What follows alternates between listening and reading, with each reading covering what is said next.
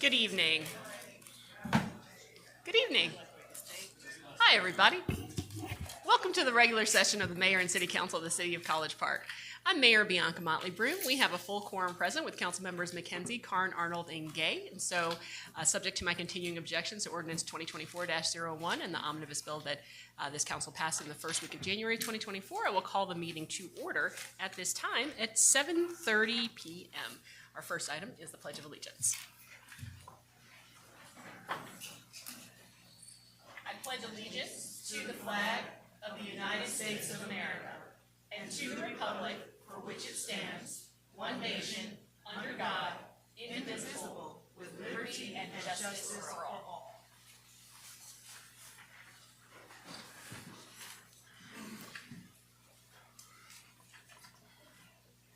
Our invocation is being handled by Father Cheryl this evening.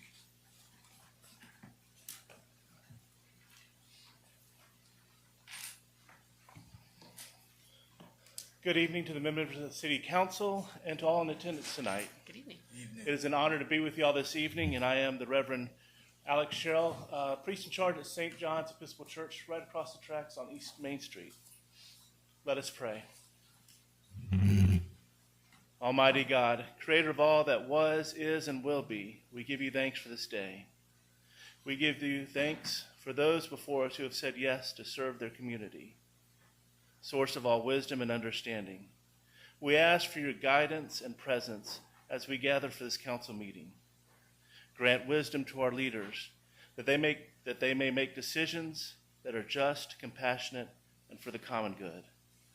Help us to listen to one another with open hearts and minds, and to work together in the spirit of unity and understanding. May your peace, which surpasses all understanding, fill this room and guide our deliberations. We ask this in your holy name. Amen. Amen.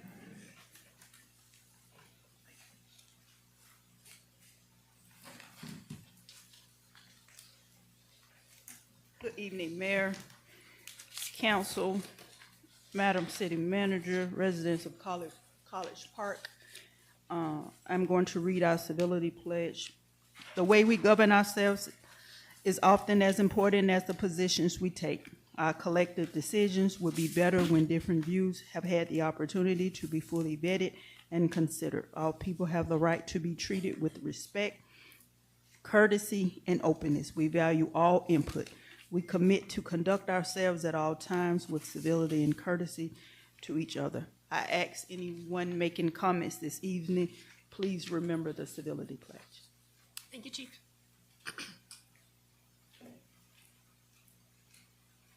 Good evening, Mayor and Council, visitors of College Park. Here just to do a brief safety briefing for tonight.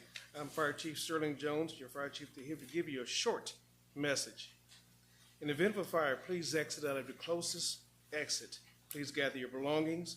Please assist others that need assistance as you go out the exit. Once you leave the building, please follow the direction of College Park employees to safely exit yourself away from the parking lot into the proper collective area, and wait for further instructions to return back into the facility. Thank you. Thank you, Chief.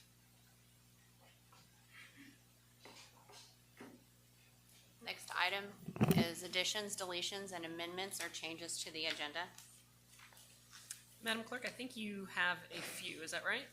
Yes, Madam Mayor, I do.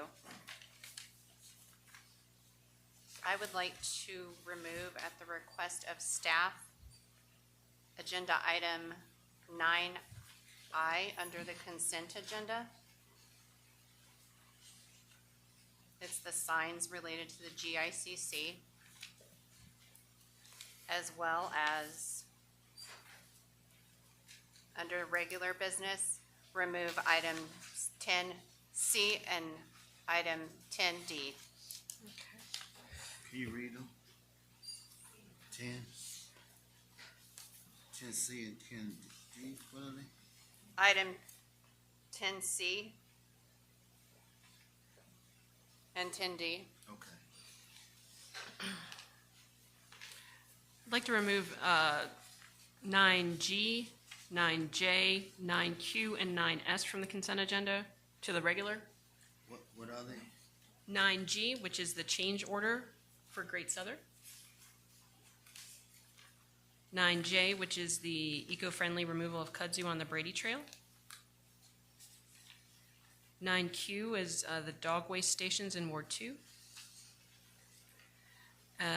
9S is the landscape and grounds maintenance for general services. And I think I'm actually missing one. I think there was 9P. 9P as well.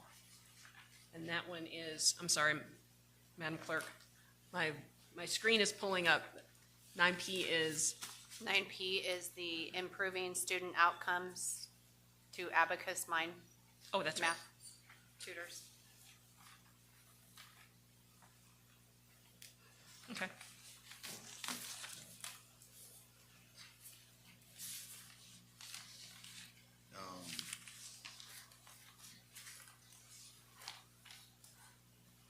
If we're doing that, then let me move, cause I had questions, so maybe those same concerned citizens who wanted these other items removed may want some clarity.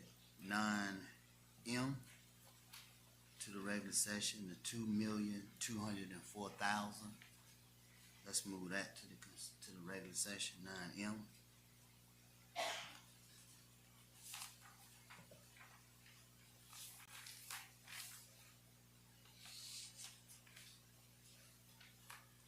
Any others?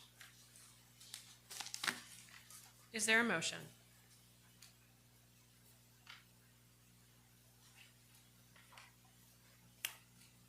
Motion dies. Guess there is no motion, so we're not changing anything on the agenda. All right.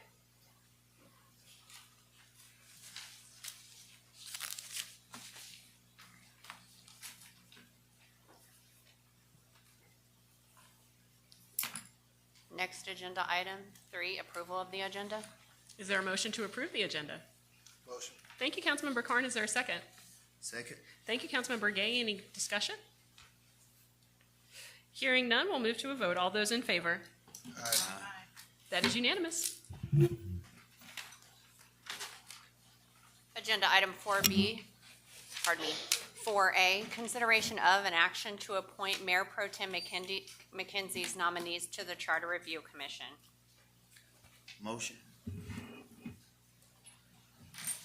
Second. Wait, hold on. Have those been posted? We haven't. No, Madam Mayor. Okay, What happened? Don't we have to do a Council. motion and second to have discussion? okay, all right. Picking them tonight, aren't we? Right. Right. So he made a motion, I second. So we can discuss it. Name. Oh, you Yeah, well, it's So a, Mayor Pro Tem, can you share the names of the folks that? yes, absolutely, absolutely. Allison Blue and Mark Henderson. All right, is there a motion? We made the motion already. I didn't call for one. Is there a motion? Motion. Thank you, Mayor Pro Tem. Is there a second? Second. Thank you, Councilmember Arnold. Any discussion? Hearing none, we'll move to a vote. All those in favor? Aye. All right, that is unanimous. Agenda item 4B, consideration of an action to appoint Councilman Carn's nominees to the Charter Review Commission. Councilmember Carn, who are your nominees? I'll be nominating Ms. Shawn Neeson, Neason, and Mr. Julian Reasonover. That's Reason and Over, just like it sounds. Sir, what was the first name? Julian. Thank you, sir. Is there a motion? Motion. Thank you, Councilmember Gay. Is there a second? Second. Thank you, Councilmember Carn. Any discussion? Hearing none, we'll move to a vote. All those in favor? Aye. That is unanimous. Agenda item 4C, consideration of an action to appoint Councilwoman Arnold's nominees to the Charter Review Commission. Councilmember Arnold, who are your nominees? My nominees, Wait, hold on. Microphone. my nominees are Constance Rodriguez and Tracy Wyatt. All right. Is there a motion? Motion. Thank you, Councilmember Arnold. Is there a second? Second. Thank you, Councilmember Carn. Any discussion? Hearing none, we'll move to a vote. All those in favor? Aye. Aye. Aye. That is unanimous. Agenda item 4D, consideration of an action to appoint Councilman Gay's nominees to the Charter Review Commission. Councilmember Gay, who are your nominees? Mahershala Howard and Marvin Miller. Is there a motion? So moved. Thank you, Councilmember Arnold. Is there a second? Second. Thank you, Councilmember Gay. Any discussion? Hearing none, we'll move to a vote. All those in favor? Aye. That is unanimous. Moy, I need to, I don't know when is the best time to do it, but when can we limit the budget hearing this evening for 1 hour? I mean, we could do it at the start of the public hearing. Make the motion during public hearing? We could start it before the public hearing starts. All right, thank you. All right, is there a motion to approve the minutes from budget hearing number 3? Motion. Thank you, Councilmember Carn. Is there a second? Second. Thank you, Councilmember Gay. Any discussion? Hearing none, we'll move to a vote. All those in favor? Aye. That is unanimous. Is there a motion to approve the minutes from budget hearing number 4? So moved. Thank you, Councilmember Arnold. Is there a second? Second. Thank you, Councilmember Gay. I'm sorry, Councilmember McKenzie. I apologize. Any discussion? Hearing none, we'll move to a vote. All those in favor? Aye. Aye. That is unanimous. Is there a motion to approve the minutes from budget hearing number 5? Motion. Thank you, Councilmember Carn. Is there a second? Second. Thank you, Councilmember Gay. Any discussion? Hearing none, we'll move to a vote. All those in favor? Aye. That is unanimous. Is there a motion to approve the minutes from budget hearing number 6? Motion. Thank you, Councilmember Carn. Is there a second? Second. Thank you, Councilmember Arnold. Any discussion? Hearing none, we'll move to a vote. All those in favor? Aye. Thank you. That is unanimous. Is there a motion to approve the regular session minutes from last meeting at June 2nd? Motion. Thank you, Councilmember Carn. Is there a second? Second. Thank you, Councilmember Gay. Any discussion? Yes, I have discussion. All Mayor right, Pro Mayor Tem Pro Tem. McKenzie has discussion. Line 18 of the minutes, actually, and I guess this kind of needs to squeeze in to line 19. We're missing what I said. So it says, 18 says, at this time, we will begin with the Pledge of Allegiance, which was followed by, and we have a quorum. Actually, we have a quorum with Councilmember Gay, Councilmember Arnold, Councilmember Carn, and myself.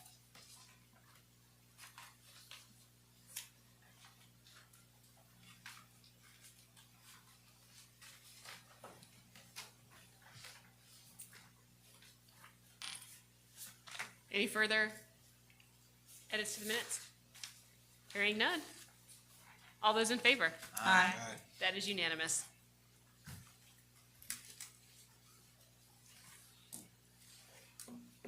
Agenda item 6A, consideration of an action on a request to issue a proclamation recognizing the Honorable Chairman Pitts. This item is sponsored by Councilman Roderick Gay.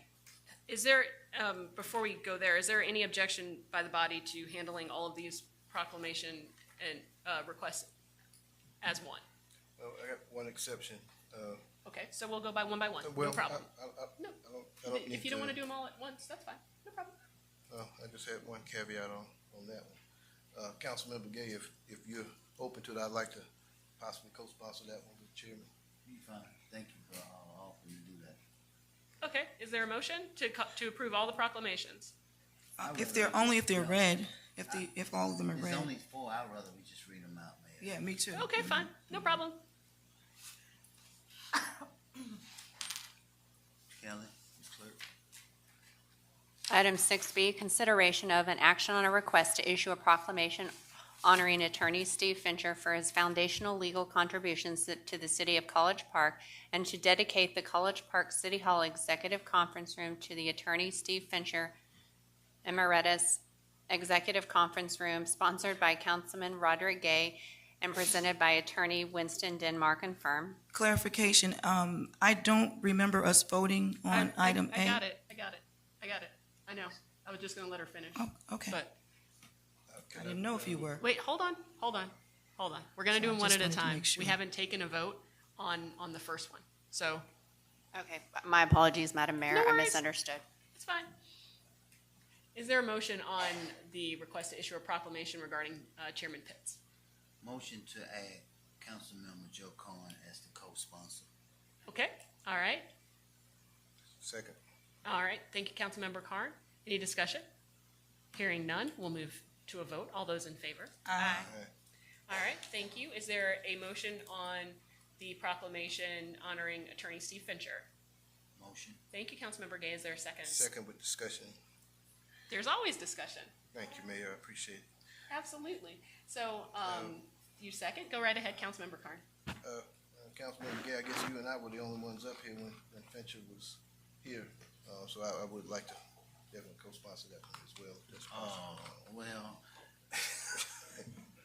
Well, we already got Winston, but you know what? I'm happy to support him if many of y'all want to jump in. So I would like to amend my motion to allow Councilmember Cohen to co-sponsor that one as well. All right, and Councilmember Carn, you had the second. Do you, with that amendment, do you still second? Yes, second. All right, great. Any further discussion? All right, hearing none, we'll move to a vote. All those in favor? Aye. All right, that is unanimous.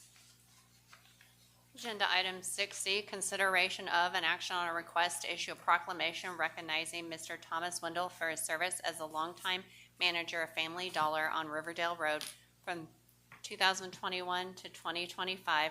This item is sponsored by Councilman Roderick Gay. Is there a motion? Motion. Thank you, Councilmember Gay. Is there a second? Second. Thank you, Councilmember Carn. Any discussion? Just one comment. This was Councilmember actually, Gay, go right ahead. this was actually brought to me by one of our longstanding Ward 4 residents. So I'd not like to take credit for this. Mr. Wendell ran our Family Dollar from the day it opened till just about a week ago. So we want to just acknowledge his contribution to running a good business over there. All right.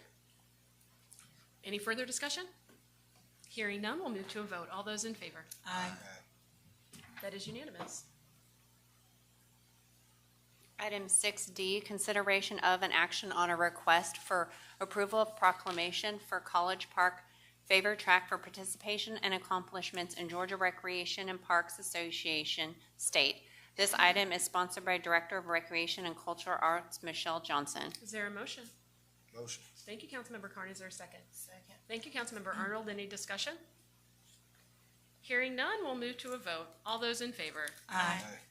All right, that is unanimous. Next item, remarks of citizens. First public comment, James Walker.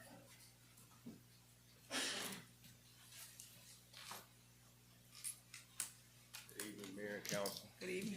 Good evening. I need to talk to y'all a little bit. When I come home from work, I want to stay home and relax and watch the game and enjoy my evening with my family. I do not want to come down here and continuously remind y'all how to do your job.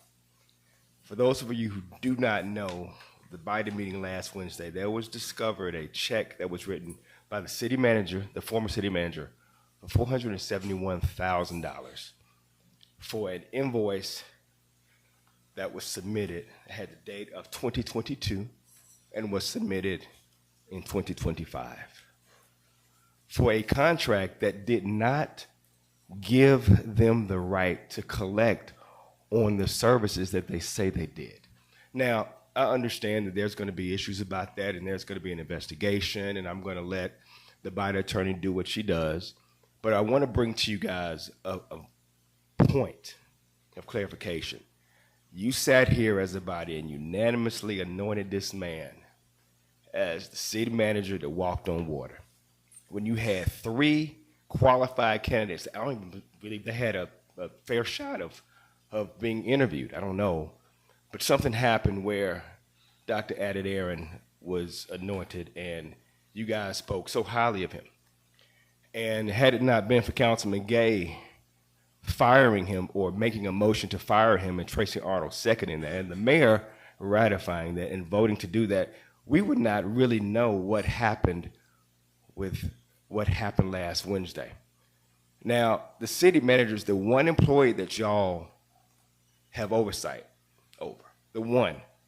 Now, while you try to micromanage in the past other employees, the one person that you had oversight over, you did not properly manage.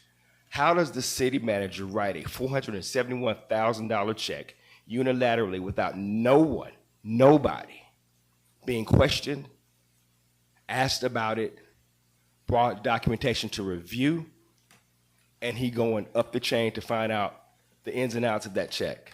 And then for somebody on this body to still stand up and ratify the actions of that city manager without knowing all of the facts is, to me, negligence.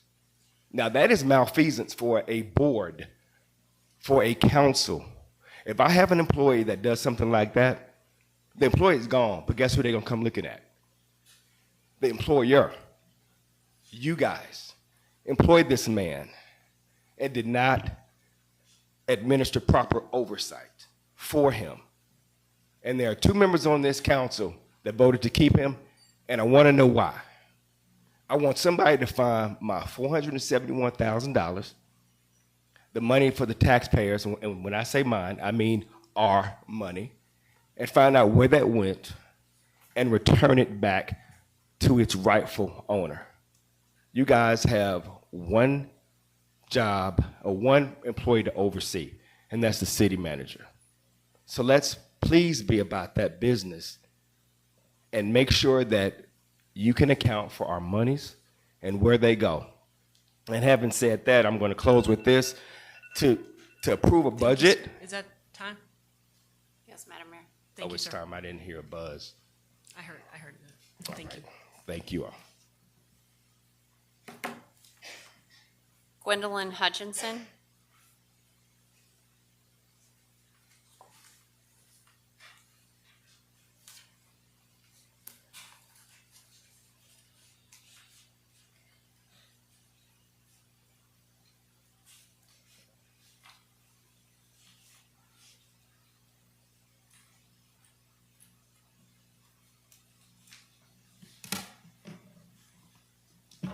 Good evening. Before I begin, Vivian Kervin is yielding her 3 minutes to me.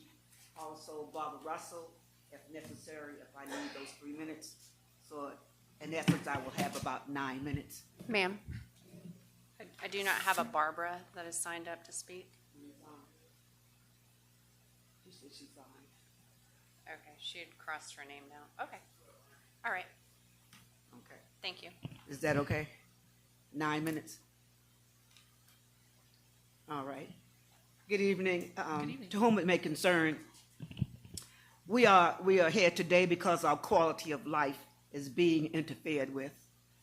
You might be asking yourself, what is she talking about? Well, here are some things that are affecting our quality of life, and that's going to be a theme of what I'm going to speak to as I speak. We must fortify our houses like Fort Knox with cameras and ring cameras to prevent people from coming onto our properties.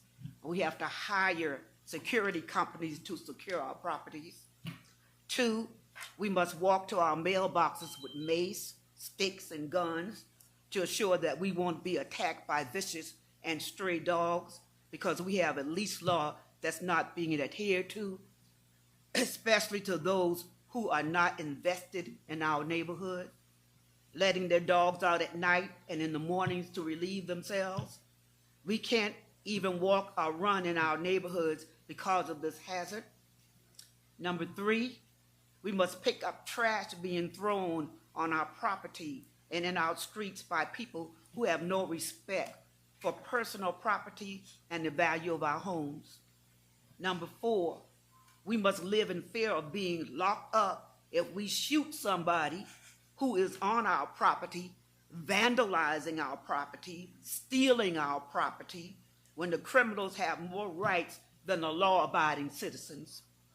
Number 5, we couldn't even get a straight answer from anyone when Lakeshore was being invaded by South Fulton Police and the GBI about what was going on. I even called ABC News Desk, and they weren't able to tell me what was happening. The answer should have been, we are aware of the situation, and we cannot disclose the information at this time. Number 6, we have to tolerate an Airbnb in our neighborhood. We already have a boarding house in our neighborhood that we are not zoned for. That has at least 4 to 5 van cars parked there for which we aren't zoned for. Because of the law of the city isn't adequate or not being enforced. I don't know which of one is the problem, but you can advise us of which one is true or if both is true.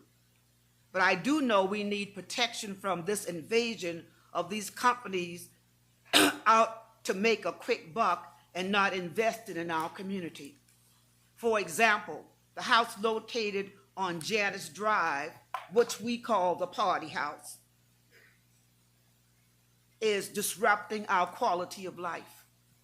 We were invaded by young people last weekend with a party that was advertised on Instagram. They were walking on our property, walking down the streets with red cups, which are still on the property and on our streets. Parking in our driveways, loud music bellowing from their cars. I would bet that if the police had asked for IDs, most of these young people have been underage. They were a wreck looking for some place to happen. We do not want to be a neighborhood that's part of the statistical data of the metropolitan area. That is what happens when young people with the temporal lobes that haven't been developed, i.e. the 13 and 14-year-old who just shot up a party because they were asked to leave. What is the curfew for young people in College Park? I don't know. My child is not that age anymore. The man who owns this house lives in Decatur. I wonder if he has an Airbnb in his neighborhood. To senior citizens and others residents of this neighborhood, if it is happening to us, it's a matter of time until it happens to you on your streets. Just look at the empty houses and the ones that are for sale around you. Number 7, now we have developers and entrepreneurs coming in our neighborhoods wanting to interrupt our quality of life by changing the zoning codes for their convenience, i.e. wanting to put 75 units and 15 houses on 11 acres of land without a feasibility study and the impact it's going to have on our quality of life. Not considering the effect that this will have on the neighborhood and the tax-paying senior citizens who have lived here for years and are retired and deserve to live in peace. We are an R1 residential neighborhood. We would appreciate if this zoning request weren't allowed to change, because I personally have lived in the neighborhood for 47 years and want to live in my house in peace until I can't. There are plenty of properties in the city of College Park that need and should be developed without exceeding the limitations of a well-established neighborhood. I have never been politically motivated person, but I guess I should need to start and pay close attention to what our elected officials are doing, especially if they don't oversee and enact laws that are being beneficial to the interests of their constituents. I hope you realize that all we are asking for and deserve is to live in a community that promotes a good quality of life, not just for senior citizens, but for all residents. I thank you. Thank you, ma'am.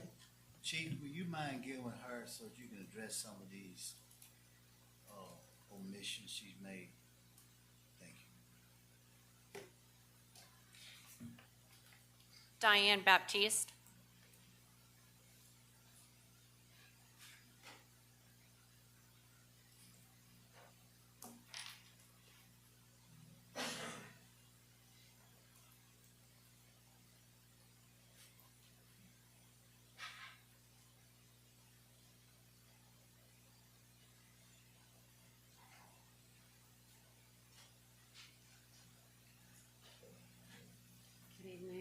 Good evening. Thank you, Madam Mayor, City Councilman, and other College Park officials. I don't know your name or positions. Thank you, Madam Mayor, our councilman, and other City of College Park officials. I don't know you by name, but thank you for allowing us this chance to speak. First, I want to thank our police department who has supported us in these last few weeks to at least respond to our request concerning my subject. And that is a situation at 4380 Janice Drive. It is a house that was purchased by an individual, later turned into an LLC, and put up for sale, and then turned into an Airbnb. And we, the residents of Lafayette Lane, or any neighbors nearby, didn't know that this was going to be an Airbnb, so we had no input. Right now, the situations that have been going on at this house is just eroding our street. It's disrupting the peaceful enjoyment of our property, and now it has graduated to threatening our safety and our security. Let me just explain. It's a party house. Every weekend, the parties last to 4 o'clock in the morning. I'm next door to this house. Imagine not being able to sleep for 3 days, Friday night, Saturday night, or Sunday night. And I, at this point, am so traumatized and almost broken by this lawlessness that's taking place next door to me. And it's affecting my neighbors. Crowds of people this weekend, just for an example. Now, remind you, this has been going on at some level for a year. It started out just a nice little party that ended at 10 o'clock. It was a group of people dressed in white. I assumed it was a white party. They weren't loud. And now it's graduating to drug parties. I'm inside of my house. The drugs are so strong that I smell them through my walls or windows. The noise is so loud. I hear it inside of my home. I can no longer sleep in my bedrooms. I have to move to the middle of my house to my den. And guess what? There's no peace and quiet there either. Now, this weekend we had about 75 that we at least counted, probably more, of a young crowd coming to this neighborhood. They lined from one end of one end of Lafayette, the house is on Janice, with cars. At one point, they were in the middle of the street. If you can imagine at 2 o'clock in the morning, looking out your window, and you're seeing 7, 8, 10 different groups of people that you have no idea who these visitors are, walking down your street, making noise, Thank you, twerking ma'am. on the way. If you can imagine what Ma'am. that's like, that's what we're putting up with. Thank you, ma'am. Your time is up. Thank you. Thank you. Marvin Miller.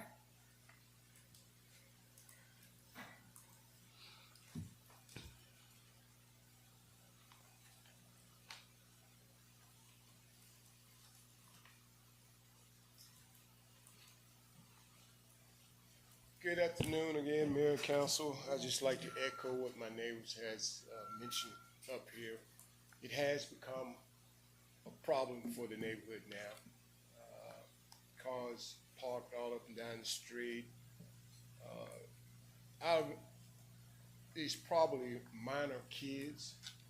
I don't know whether we have a curfew here in College Park, but we need one. But the kids look awful young. I sit there on my front porch Saturday night and observe them. They ran through my yard, through my neighbor's yard. I finally called the police. They came, and I commend them for coming. They was told that if they didn't move the cars, that they were going to tow them. Well, quite naturally, they left. Soon the police left, they came back. So I'm parked in front of my house, and I told him, hey, I advise you not to park there. But he said, I'm just going to the park.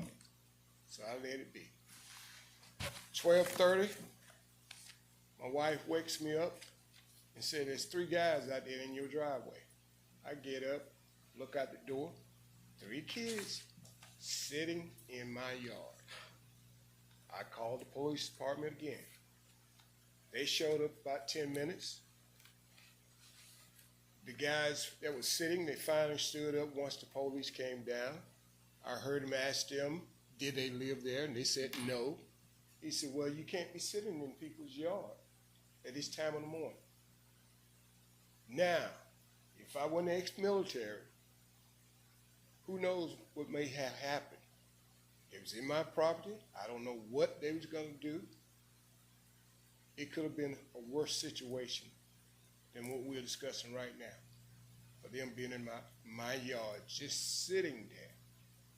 Now, the party house is 3 houses down the street from me, but they in my yard, and apparently maybe 5 or 10 minutes after the police arrived, a car came and picked them up. Just need to stop before something worse happens. So I ask you to do whatever you got to do to make this go away. Thank you. Thank you, sir.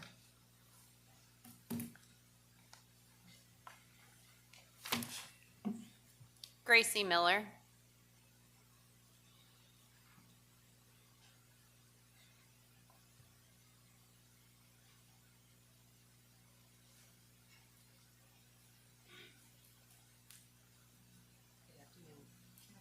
Hello.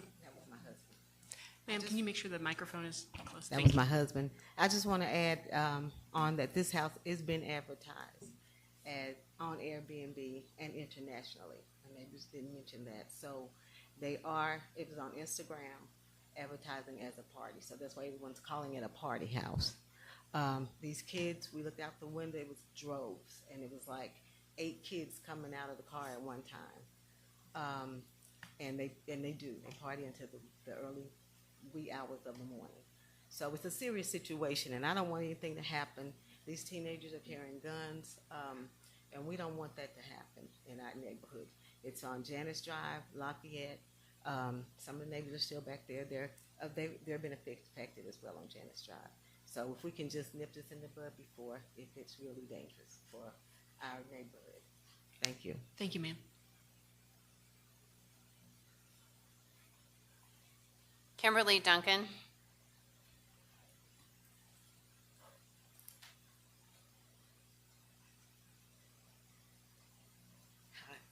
Kimberly Duncan, 3346 College Street. So, Mayor and Council, I'm hoping y'all can talk to your zoning board. I sat in a meeting last Monday.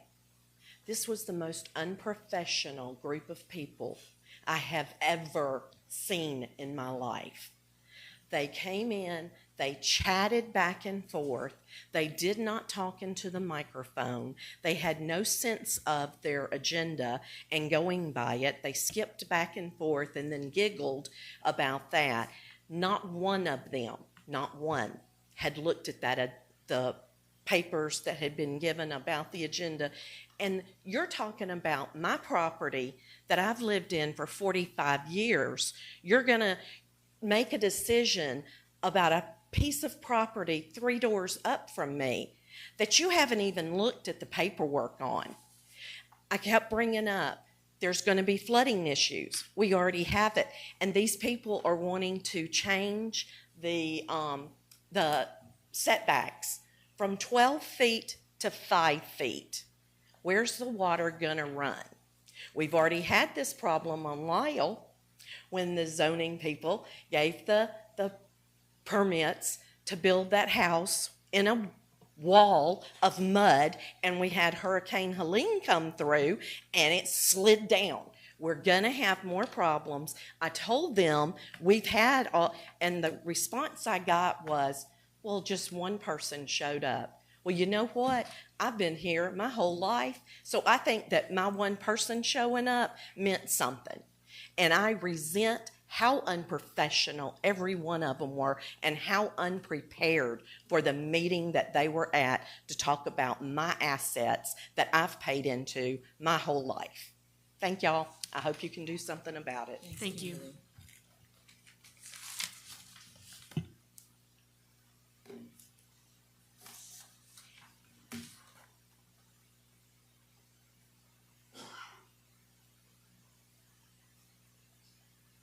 I'm going to try, Madam Mayor, I'm going to try to pronounce this name. I cannot read it.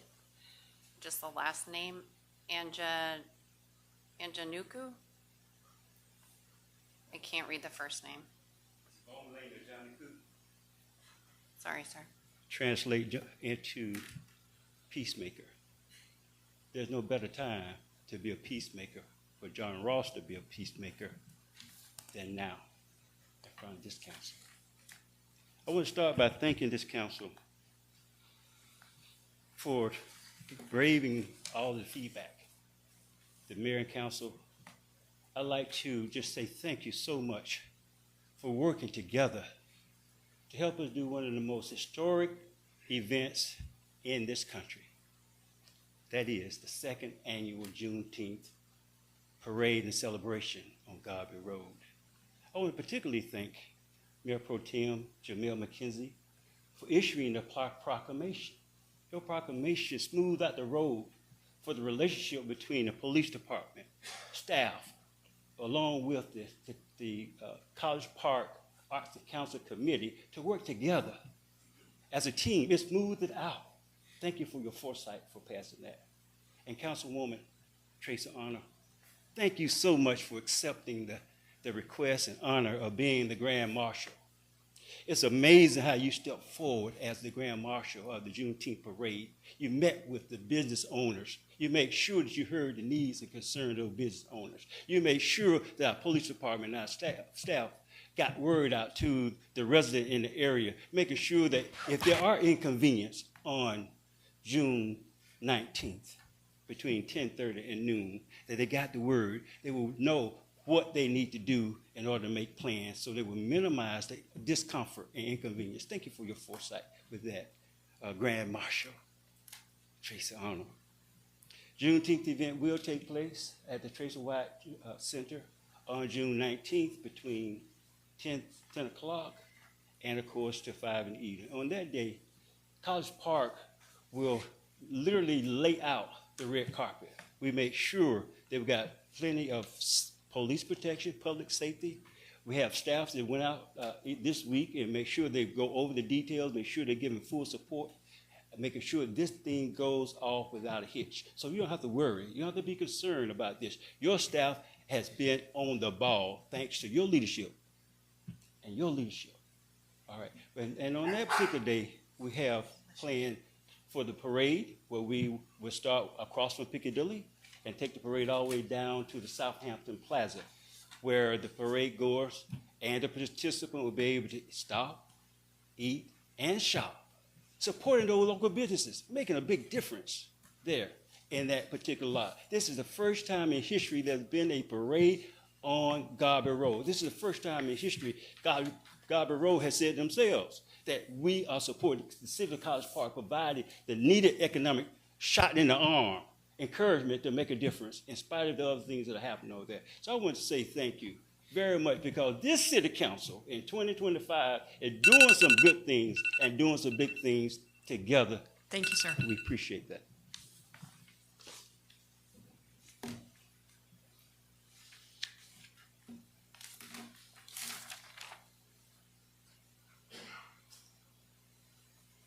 That is all for in-person public comment.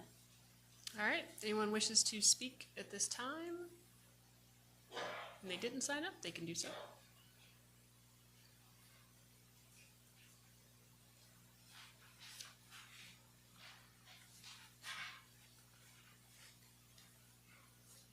Mayor, council members, community, I'm elated to be here because I'm aware and I can see great things happening here in College Park. And I'm glad to be a part of the great things that are happening in College Park. And so today I want to talk about something briefly that I see that we all can take advantage of and be a part of. And that is this great opportunity coming up in July. We have a number of events where men can get involved. And so I'm here asking for help in supporting the number of events that we need more and more men to be recognized and to support. And so I'm asking for your support for July to be Men's Recognition Month. And let me tell you, this is what it would look like. If you can imagine all these events that we're going to have next month. We're going to start with the Summer Youth Leadership Academy, the Boys to Men event, Kids Fest, and we're going to end with men and their children's dinner. Now, let me tell you, College Park is in a unique position to set the stage, not only for the metropolitan area, but doing things that supports the community, the people in the community. And so I'm asking for your support that July be Men's Recognition Month. We can do that for our men in our community. And a lot of them hurting and being overlooked. We have an opportunity to uplift them with our children and their children. We can leverage it. Thank you. Thank you, sir. Anyone?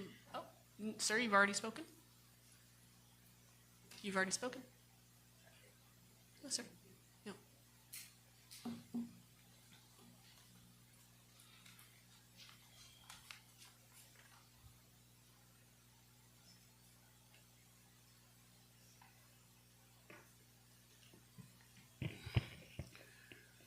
Good evening, Mayor and Council. Good evening.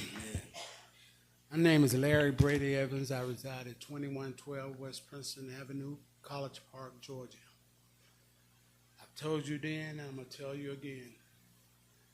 I've been there in this city since 1959. I just want to recap from the last council meeting that I was here. And it lasts till 1:30 in the morning. And the reaction that I got from the council, out of the citizens here, it was shameful for me growing up in this city. I've never seen this in my life.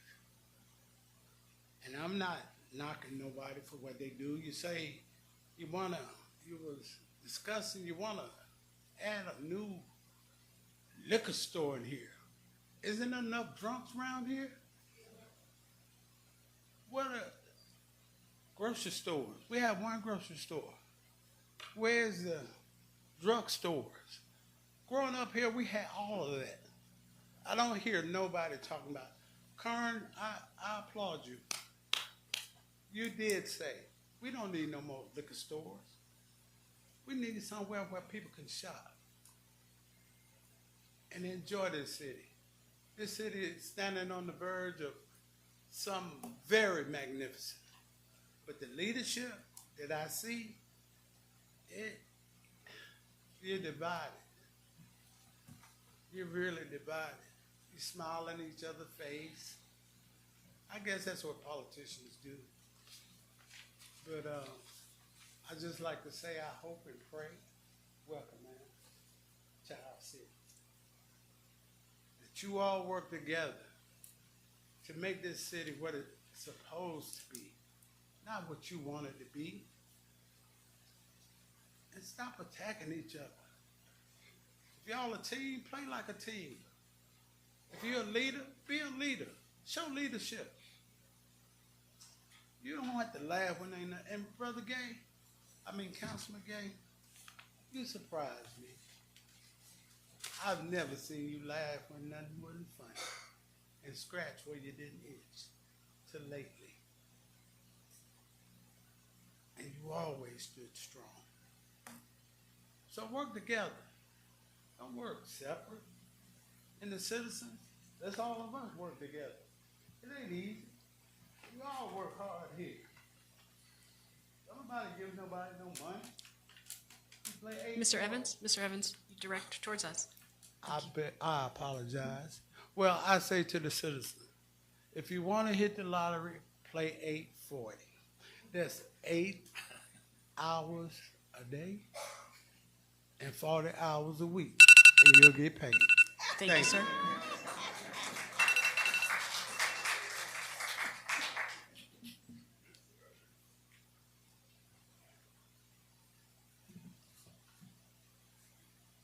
Does anyone else wish to speak?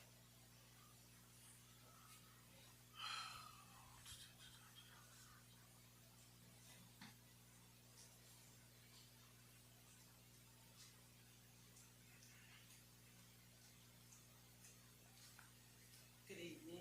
Good evening. My name is Earlene Brown, and I reside at 4337 Lafayette Lane. Ma'am, could you bring the microphone down? Thank you so much. My name is Earlene Brown, and I reside at 4337 Lafayette Lane. I, too, would like to express my feelings of these Airbnb things that are going on. It's not fair that we should have to tolerate all this business that's going on.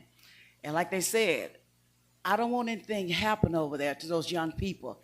I looked out the window, and they had to be 13, 14, and 15. And they were parked in front of my door, cars and everything. So I know that, the streets are public. They can park wherever they want to. But they got out their car, sitting on top of the car. So I opened the door and told them, your car's okay there, but you can't sit out there on that car in front of my door. You got to go. So Miss Baptiste has been putting up with this stuff over and over again. She can't sleep. She can't enjoy her home. And I think that by these kids being there ought to be something that the city can do. There ought to be an ordinance where they have to go in at a certain time. And I drove through there that night, and there were people across the street parked, about 4 cars in somebody's yard, all up and down Janice Drive, all on Lafayette. And people just drolling inside the door, hanging out the door. And I saw one guy coming down with a security jacket on. I don't know whether he was makeshift or what, but someone needs to be there to chaperone those young people, because like they say, something bad is gonna happen over there. And we know that kids have guns, they carry more than the police do. So something's gonna happen. Somebody's gonna get mad, and they're not gonna be happy. And then I guess when they kill somebody, then somebody will do something. But we don't want that to happen. We want these young people to enjoy themselves, but enjoy themselves with supervision. If there's no supervision, they need to be at home with their parents. So we want this off of our street. And not too Wednesday night, somebody stole my granddaughter's bike out the porch. So I called and reported it. But you know what? God is so good. I just happened to go to Walmart yesterday, and we went up and down the streets the day before that, after it stolen, to look for the bike, see if we see anywhere. How about I come out of Walmart yesterday and hear this guy come riding across in front of me on the bike. And I'm looking like, oh, that's my grandchild's bike. So I'm not the police, but I was gonna follow him, see where my bike was going. So I followed him, and I caught him over there behind Kroger, across the street on Old National. And I said, hey, that's my granddaughter's bike. I just bought it from a friend.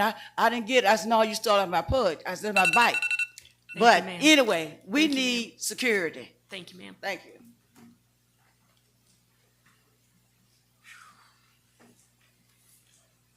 Mayor, is there any more time for public comments? Madam Clerk? There is approximately 2 minutes for in-person public comment left. All right, if anyone wishes to speak at this time.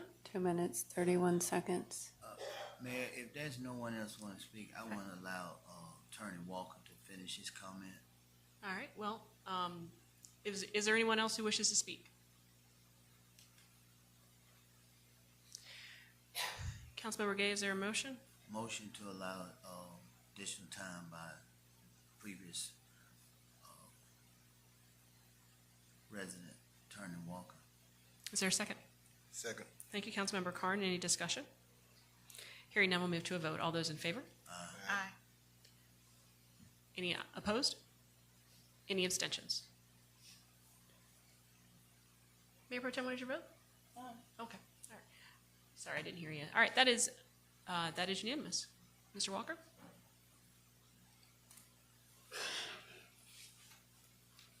Thank you, Councilman Gay, and the body for allowing me to speak, continue this.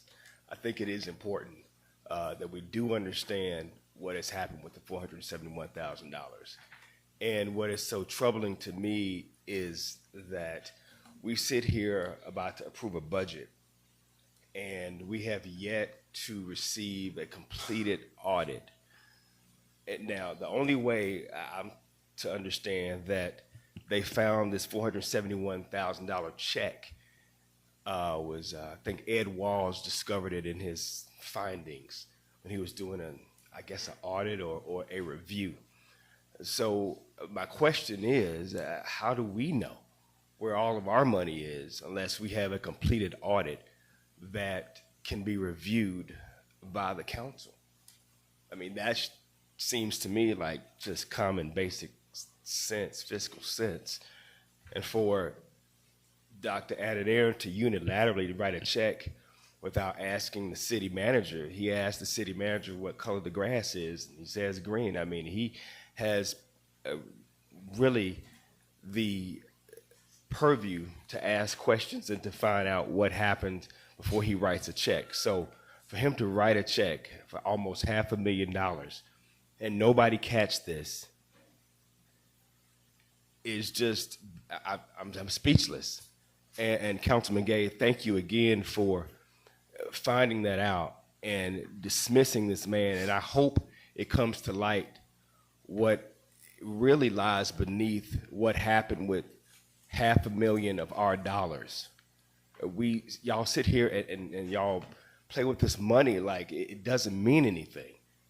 These tax dollars are to be held and accounted for with the highest sense of accountability and transparency. So for you all, not all of you all, for some of you all to just haphazardly, just whimsically let things happen and don't hold people accountable is a problem. So I implore you, again, go find our money and bring it back to us. Thank you. Thank you, sir.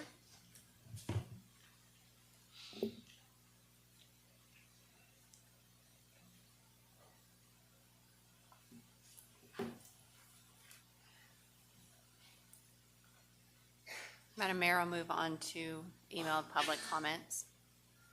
The first is from Latanya Mumford. Good morning. Please advise on what my options are regarding this rental property. I will provide one photo out of many and ask that you let me know what my other options are to seek a resolution. I have other photos, but attachment was too large to send via email. I have contacted Jerry with code enforcement as well as sent a demand letter for repairs to the property management company, yet I have not heard back. Please advise.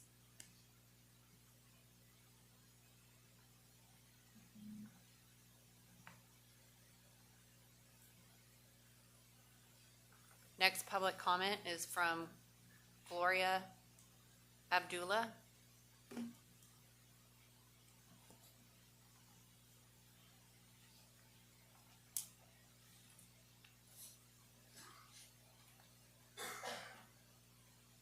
Pardon the delay, I'm waiting for the document to open.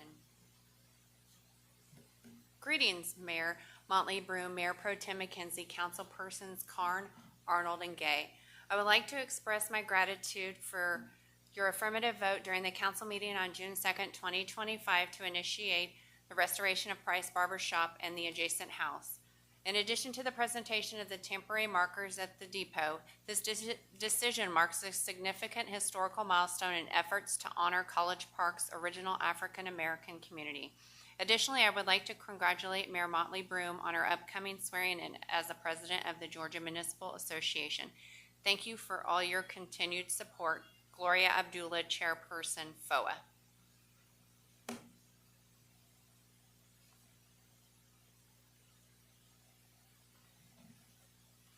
Next public comment is from Patrice Williamson.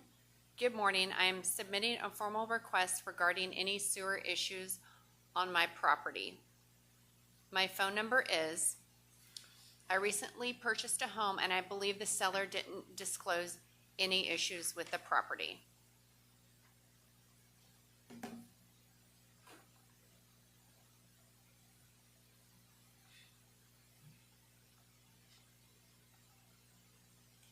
Final public comment from Tabian Goodwin to the mayor, city manager, and councilmen/women. On May 6, 2025, a service agreement was executed between the former city manager, the city attorney, and Quantum Security Intelligence, LLC, with the assistance of Councilman Joe Carn. As concerned citizens of College Park, we respectfully request the immediate termination of this agreement. Councilman Gay, we urge you to take decisive action to end this contract just as you did in the case of Emmanuel Adediran. To date, this contract has cost the city approximately $5,628, funds that could have been allocated more effectively elsewhere. Thank you for your attention to this matter. Madam Mayor, that is all of the public comments, and I will see to that the public comments are addressed by proper staff for the questions that they had. Thank you, Madam Clerk. Mayor, I'd like to, at this time, make a motion that the budget hearings be kept at 1 hour tonight. Is there a second? Second. Thank you, Councilmember Arnold. Any discussion? Hearing none, we'll move to a vote. All those in favor? Aye. That is unanimous. Next item, item 8A, public hearing for the 2025 to 2026 recommended budget. All right. There, Ms. Miller, Ms. Jackson, anything to add before I open up the public hearing on this?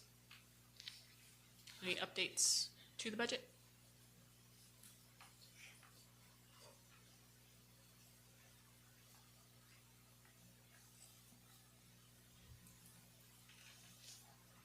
Apologies, Mayor and Council. I thought we were going to discuss the updates at the regular business, item 10A.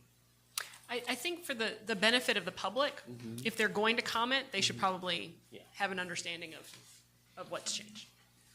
Okay, so I'd like to discuss the proposed updates to the fiscal year 2025-2026 recommended budget. We have updates that we incorporated as of the June 2nd regular session that we had with regard to introducing the budget to residents. We have a total of 3 updates. The first includes an increase to contractual services for the legislative and executive departments. We've earmarked a little over $291,000 for legislative assistance. As the Mayor and Council is aware, those legislative assistants have entered into agreements with the city with compensation of $70,000 over 12 months. The second update that we made to the budget was related to the salary adjustments that we did for employees making less than $20 per hour. So with this adjustment, employees now make at least $20 per hour.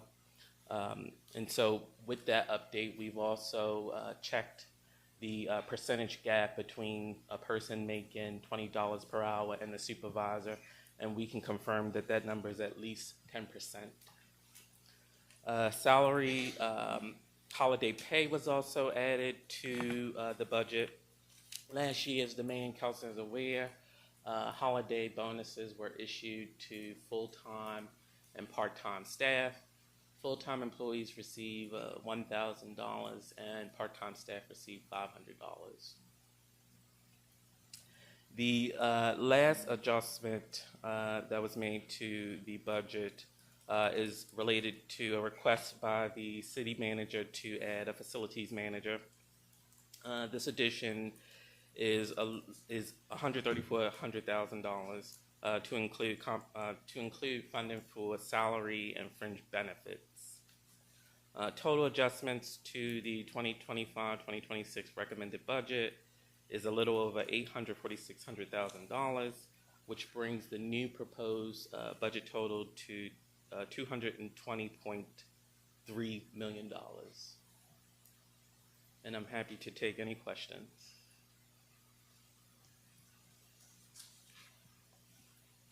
Mr. Jackson, I have a question. Yes. I spoke to an employee this morning who has been with us for about a dozen years and makes $19.46 an hour. That person under this design would get bumped to $20, is that correct? Correct. And so someone joining his department would also start at that? Correct. I think that's going to be a problem. I think that's going to be a problem.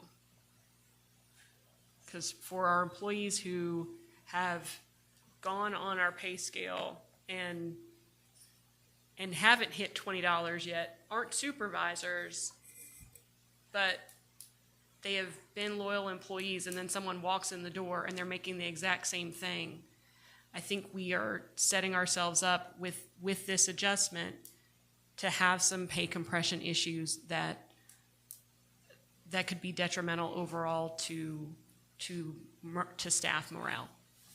Just want to put that out there. Well, I have some comments. I want to just. Councilmember Carn, and no, Right. then Councilmember Earl. Okay. Councilman Arnold, Go right ahead, Councilmember Carn, you were first. Go right Well, ahead. I'm I'm the chair, go right ahead, please. City Manager, I do not believe that this is going to be a problem at all. The gap is 10%, over 10%. I think we're fine in terms of pay compression. What this is about is helping out those that are on the low end of the salary scale and spectrum in College Park. We're working to establish a base. The example the mayor gave, I understand that example. And those two folks would be getting the same pay. It's not a bad thing, I think, in anybody's book. I don't think there's that much jealousy or envy going on in the city with our employees like that. We're all working together, and if somebody's able to earn a few more dollars and the person working next to them is earning the same, I don't think they're going to throw their hands up and quit and protest. I think everybody will collectively work better when everybody has a sense of worth and at least get minimum pay. I think that is a good thing and one of the best decisions that we could make for our salaried employees, part-time as well as full-time. It's something that we can afford. I think it's the right thing to do. And on this low spectrum and low end of the scale, I don't think it's going to upset anybody at all. If anything, you get more cohesion and more of our staff working together and getting the work done. So I'm all 100% for it. You said the percentage in terms of supervisor to those workers is adequate and distant enough where we have enough of a boundary there. And I think we need to move forward. I think the only reason someone may not want to move forward with this is because we don't want to help out the least of these, those that may not have the six-figure salaries and those that are struggling month to month. We got a lot of hard-working employees, and some of our lower-paid employees, in terms of sweat equity to hours, I don't need to tell you, they put in as much work as the executives that make the bigger money. So I think this is really important at the end of the day. Our community is very diverse. We got some folks that are doing pretty well. We got $1 million homes in some areas of the city. At the same time, we got folks deciding on whether they're gonna have food or pay their medical bills or light bills. And they're having to choose one or the other. And I don't want any city employee in this city or living elsewhere to have to be forced to make those kind of choices. Now, will this eliminate that altogether? No. But this will certainly mitigate it, and it will send a signal that we care enough about our employees from the highest paid to the lowest. Because at the end of the day, it cannot happen with all executives. You got to get folks that are out there that are doing the work block for block in this community, and it takes an entire team effort. And those that are working block for block in the community and the lowest paid, they cannot do it without the mid-level and executives as well to administer things. So it's a team effort, and I don't think anybody's going to be upset or jealous or I don't think any of our employees are small-minded enough to worry about how close one is getting paid to another. We all got a job to do here, and we want to see to it that everybody's compensated fairly and with a minimum floor base, and that's what this establishes. So I'm 100% for it, and I don't think we get arguments or pushbacks from our employees at all, because they understand, this will lift all boats, so. Councilmember Arnold, I will come to you in just one moment. I don't think that the employee who took the time to stop me walking on the street today is a small-minded person. I think the person genuinely cares and is invested in this city and wants to be rewarded for the work that he has put in. And he deserves that reward. And I don't think it is small-minded to be concerned that his years of tenure are essentially being ignored with this move. If someone can walk in the door and make the same amount, this person is not a supervisor. So for someone to put in 12 years of work at an organization and make the same amount as someone else walking in the door can send the wrong message that we don't value our long-tenured employees. So we need to make sure that as we do this, we are deliberate in not only making sure that everyone coming in makes a solid wage, but I was talking to a lifeguard last week about how important his job is. The pool I grew up in ended up closing because someone drowned in it. So the work that he does, sure, he should get $20 an hour too.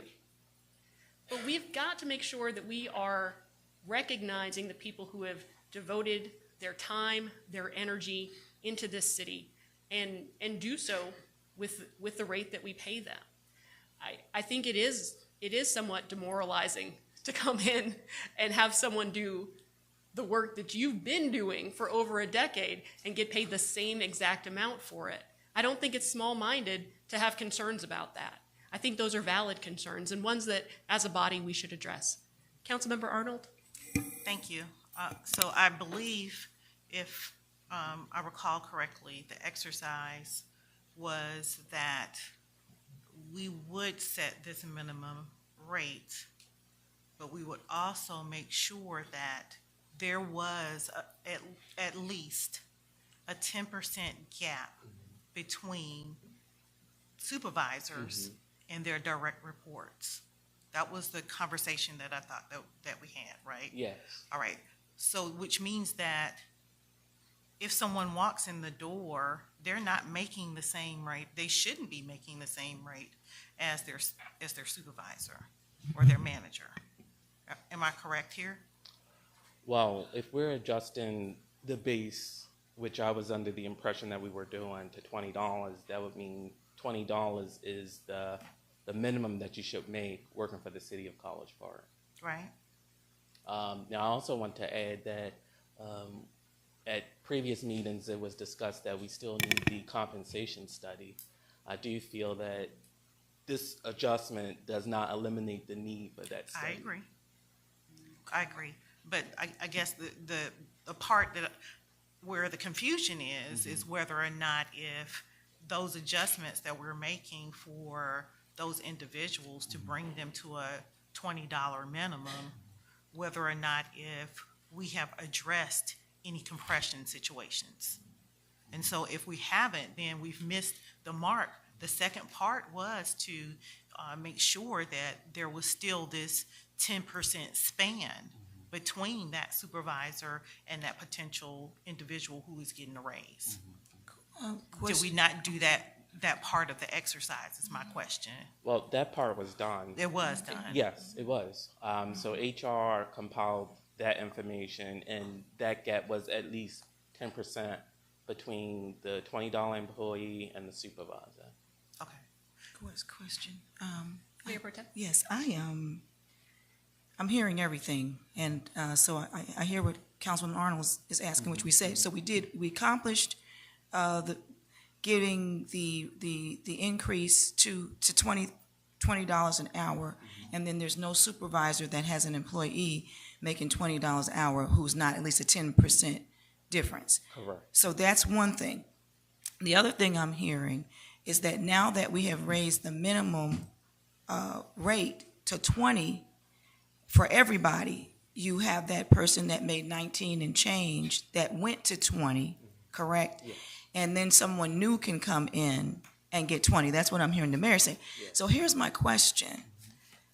We gave all employees, when everybody got a COLA, right? Is that Yes. 4%? Yes, correct. Is it possible, this is the part one to this question and there's a part two.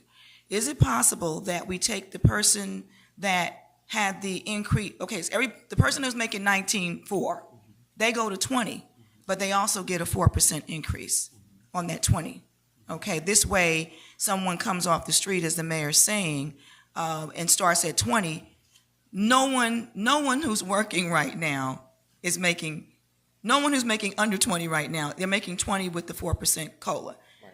And I know that's probably possible, but then my concern on the second part of the question is, if we do that, how much more is that going to put on our budget?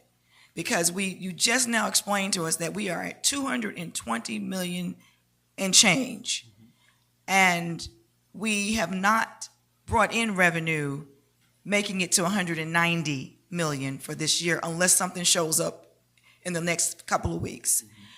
So to go from 190 in revenue to expecting to bring about 30 million or $23 million, I think it's very, very aggressive. So my concern is though I would love to see something done, I definitely don't want to step back on the person that's getting the $20 out being raised.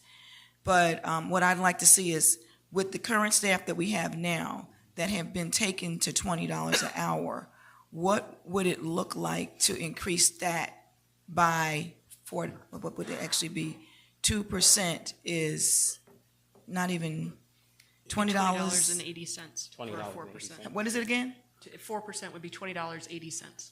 Right. Right. So on the 80 cents, and maybe if it's not crazy. So I'm just looking at how we can address this, because I do understand that this could be complicated.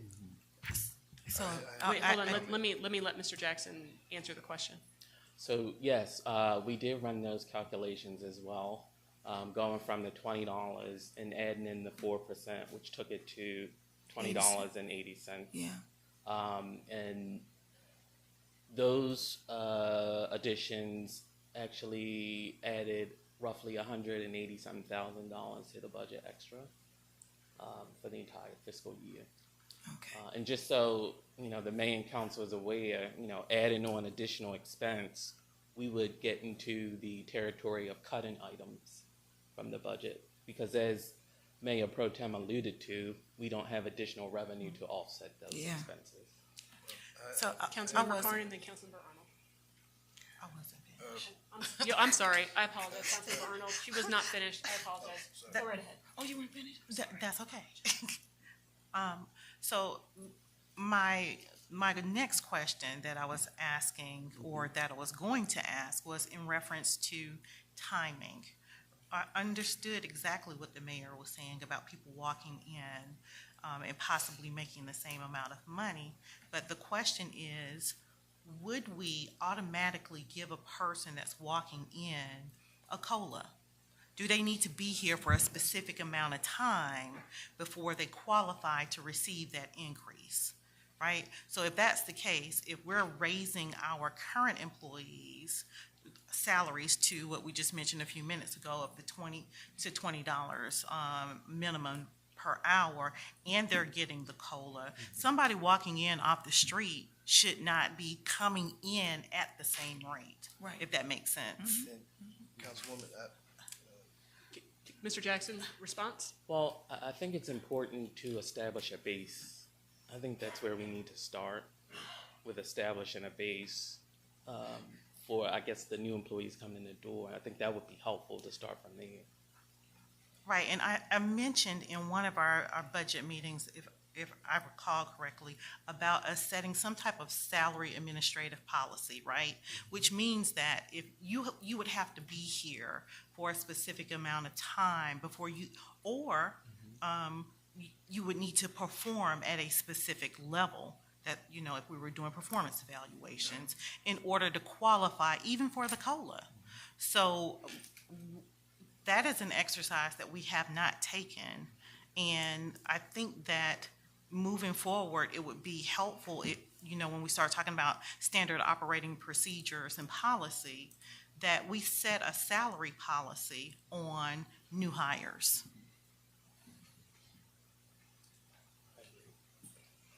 Okay, now I'm done. Thank you. Councilmember Carn.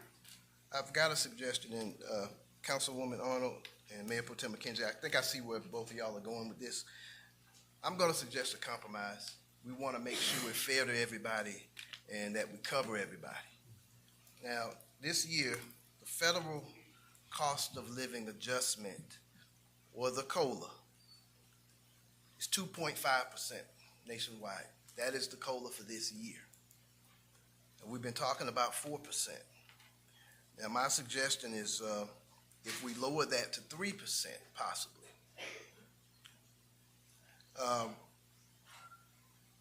Now, everyone that we bring up that's below $20 an hour, if that increase is equivalent to 3% or more, then they should not get the COLA. Does that make sense? Mm-hmm.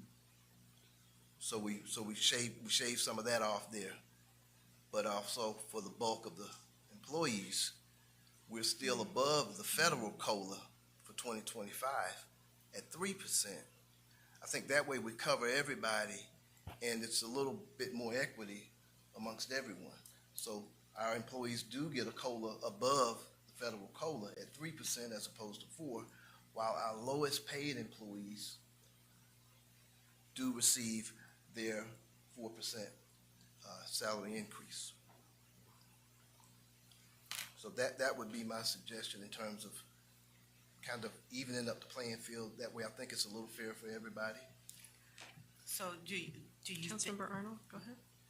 Is it a possibility that we have employees that are paid at a rate where when we bring them up to the minimum $20, that they won't qualify for the 4%, right?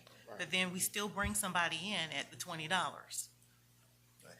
And the next time that we have a COLA, they would be in the whole bulk for a percentage increase.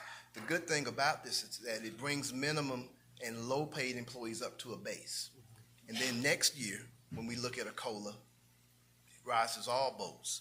I guess one particular question is HR, Krista, come on down. One question I am going to have, I guess, is approximately, I mean, you did your homework with this in terms of looking at our lowest paid employees. Approximately how many employees under $20 an hour do you think we're talking about? And I'm not talking about including seasonal in this. I'm talking about full-time or part-time employees. I understand seasonal is a whole different situation. Approximately, it was 80. About 80, okay. All right, okay. Well, I think a compromise along those lines, it doesn't inflate our budget more. I think it kind of evens things out a little bit better when we're not overextending ourselves too much. So Councilmember, so for the person who is making $19.47, they would get a 3.65% raise to get to $20. Okay. So would they get something additional? They will get a 3.65% raise, no. They will be up to $20 an hour with a 3.65% raise. And next year, 26 or 27, when we look at a COLA, they will be included in that COLA. But at least everybody's brought up to a floor. And so if we have someone who joins us, say on June, the last Monday in June, and they wouldn't start at $20 an hour, but with the person who starts, they would essentially get a bump on July 1st to $20 an hour, correct? Let's say they don't start at $20 an hour, but they would get a bump as well. My suggestion again, a 3% COLA across the board, and everyone under $20 an hour get up to $20 an hour. And now that can be without the COLA to make it fair, as our employees that would get the COLA are going to maybe look at the little 1% less of a COLA. But those that are under $20 an hour would at least have I think that does something for someone that's working when you have a decent amount, at least a base salary that you can somewhat, that's respectable. Okay, So, can I ask a question though? Because I really want to understand it. If we're going to be, I wasn't sure that you answered the question that I was asking. And so if someone starts, let's say the week before this kicks in, and they're hired at less than $20 an hour, come July 1st, they would make $20 an hour, just as the person who's making $19.47 now would get bumped to $20 an hour, correct? City Manager. Councilmember, I know you're sort of ignoring me. I'm going to answer. Yes, I'm answering right now. Okay. Thank you. City Manager, I want to leave that up to our wonderful staff to put that together. That's what we pay them for, and they have the expertise in this. And I think between finance and HR and your expertise, you all can figure that out. My suggestion would be 3% across the board, which again is higher than the national COLA right now, which is 2.5%, and making sure that everyone that's under $20 an hour gets up to a minimum of $20 an hour. And I think that's going to be the fairest deal for everybody. It won't give everybody what they want, but I think it gives us some progress, and I think it's going to give us a grateful workforce, and I think it's fair.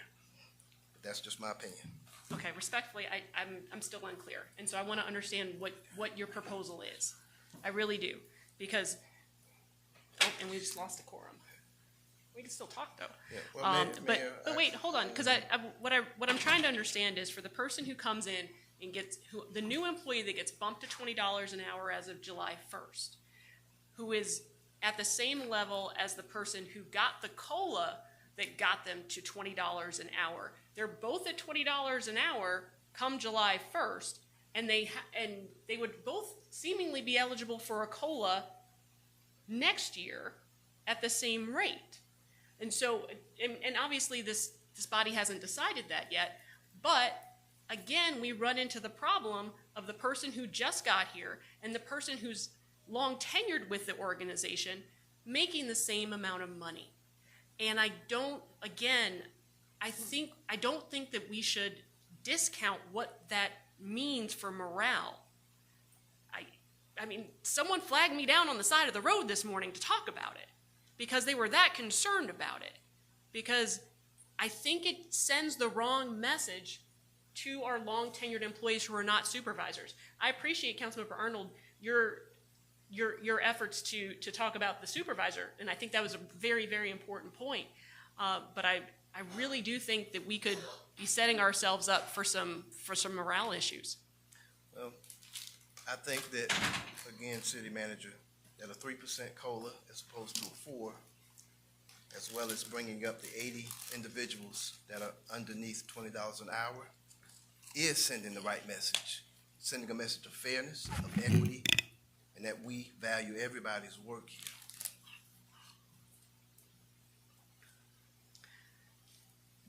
So I don't know even with those adjustments, Mr. Jackson,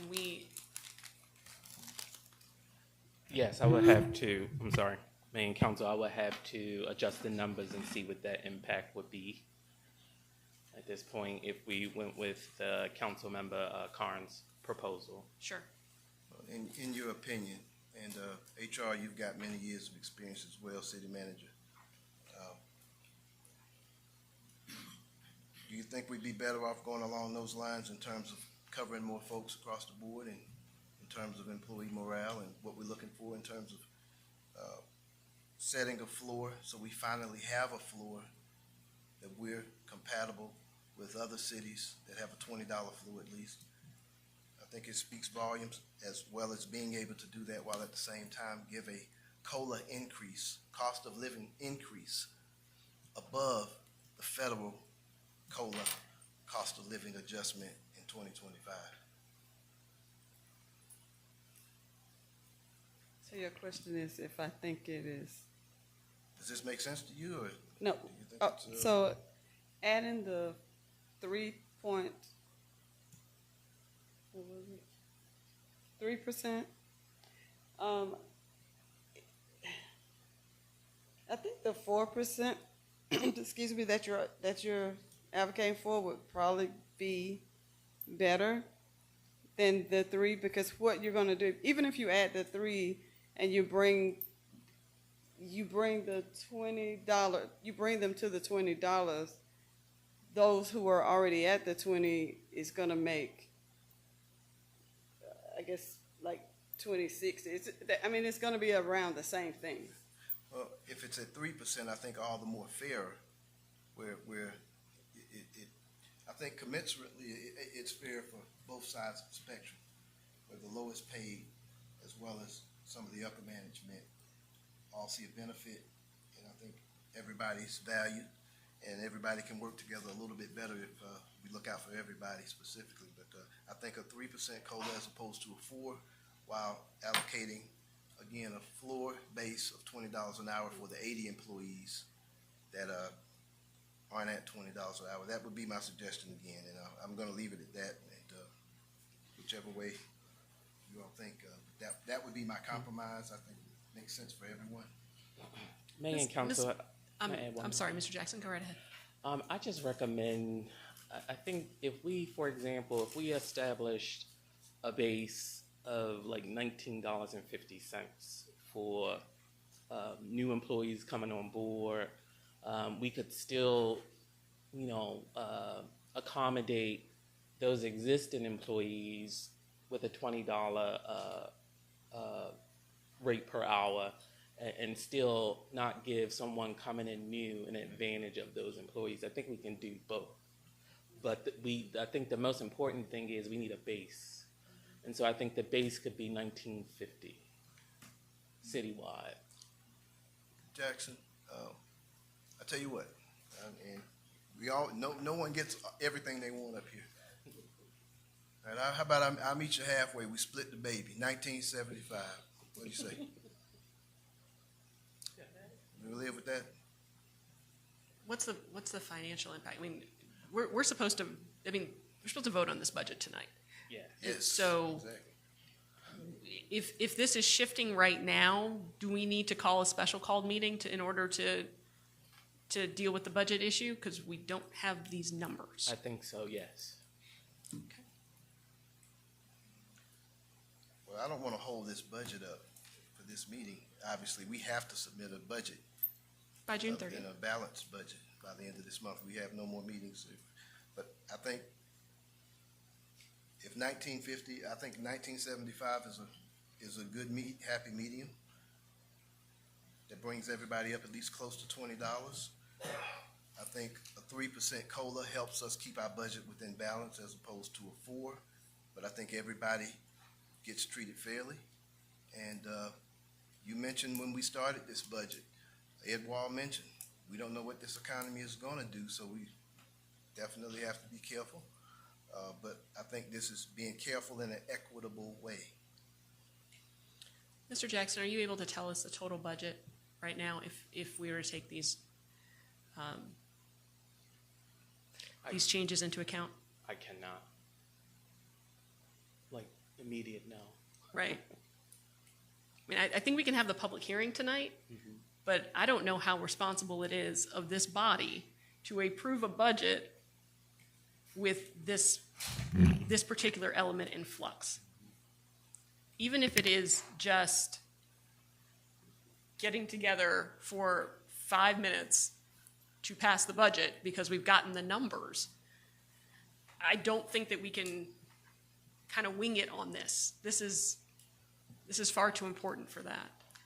I agree with the mayor on that. Mayor and Mayor Pro Tem?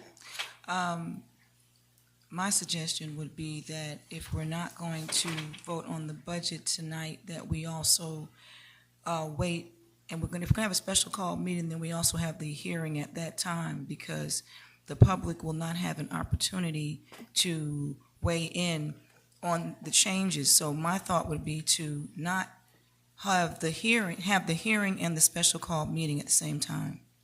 Mayor Pro Tem, we have noticed this meeting for this public hearing. And so we can absolutely do another hearing at that time, but I think we need to go ahead and have this because we have noticed this as a public hearing on the budget. But I'm totally open, and I think it's a great idea to have another hearing, but I think we need to also have one tonight.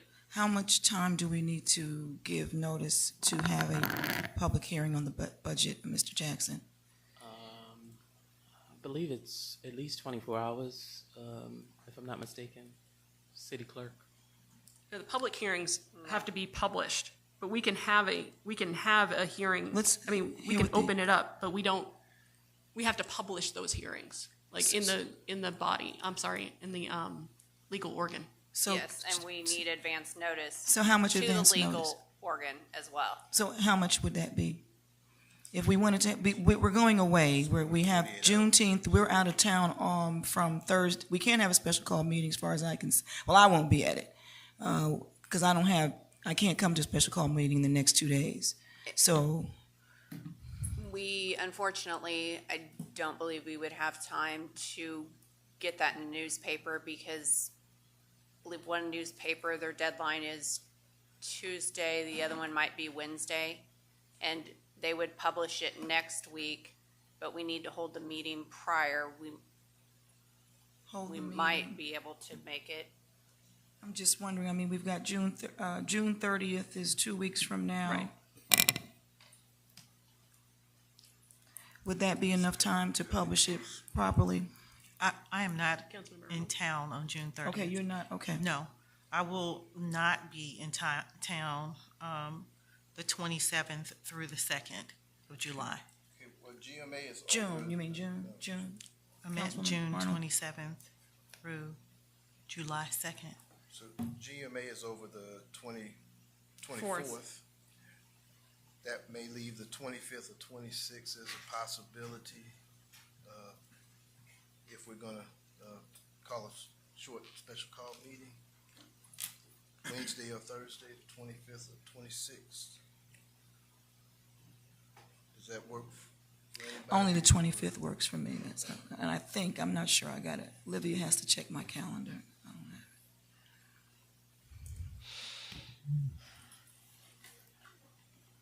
it. Madam Mayor, Yeah, if Madam not, Clerk, hold on, Madam Clerk? for clarification, was the question for public notice for a special call meeting or a public hearing? For a special call meeting, we just need 24 hours. Yes, yes. And, we can have an element of public comment when we post the notice. We Mr. Demar, correct me if I'm wrong, but with tonight's public hearing, we will have satisfied the statutory requirements for passing the budget. If it is the body's will to have public comment or a hearing before passage of the budget at a special called meeting, we can do so. Is that correct, sir? Yes, ma'am. Okay. So I don't know that we should necessarily get too caught up about getting it with the legal organ, because we can open up a hearing so people can talk about it with the updates. But if we're going to be making this kind of shift and we don't know the numbers, I don't know that it's responsible for us to pass a budget tonight.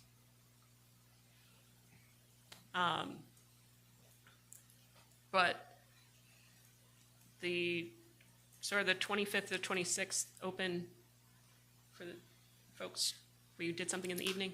No, that's fine with me, 25th or 26th, right? Councilmember Gay? After work. I'm yeah. fine Okay. with it. All right, I can make one of those work. Okay, I think I could do that. If we did it at 7, we could make it happen. Okay, which day specifically? What is it? I don't have the 26th available. You do not? No. Okay, so Wednesday the 25th? Or Tuesday the 24th. 24th would not work for me.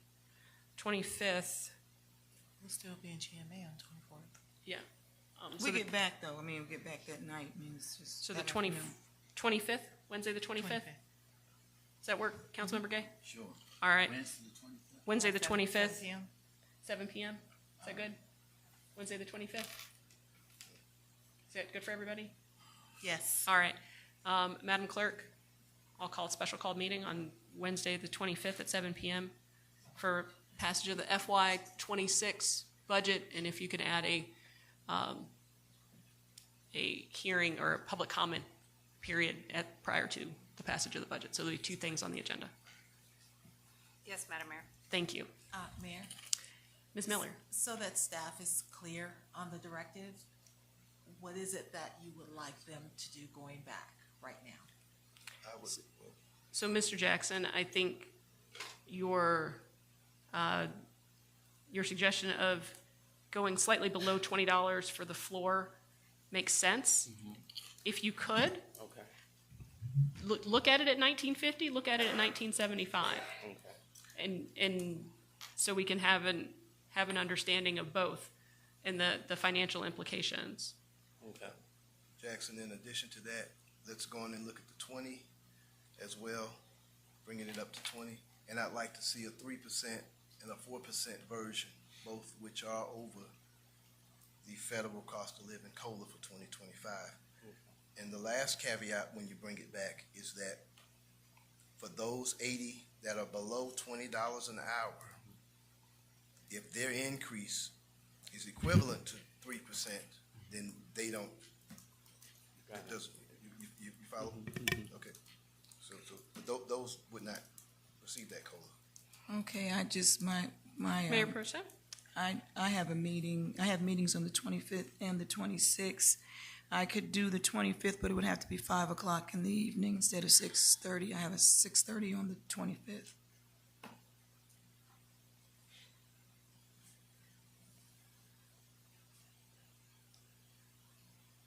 Could we do 7:30?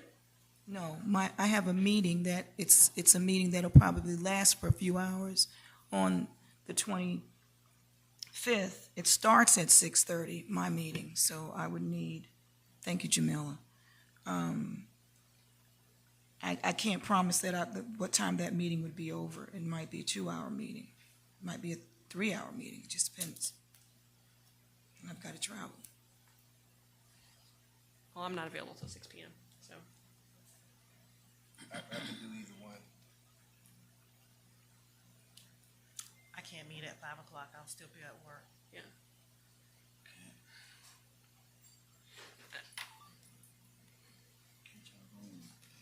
Well, you all have a quorum, but you just won't have the Ward 1, input from Ward 1, if you choose to go on the 25th. And if that's okay with the board, with the council, then you guys go ahead and do what you want to do. But I think that my ward deserves to be represented if we're going to be voting on the budget, especially since tonight was the night that we were supposed to make that vote.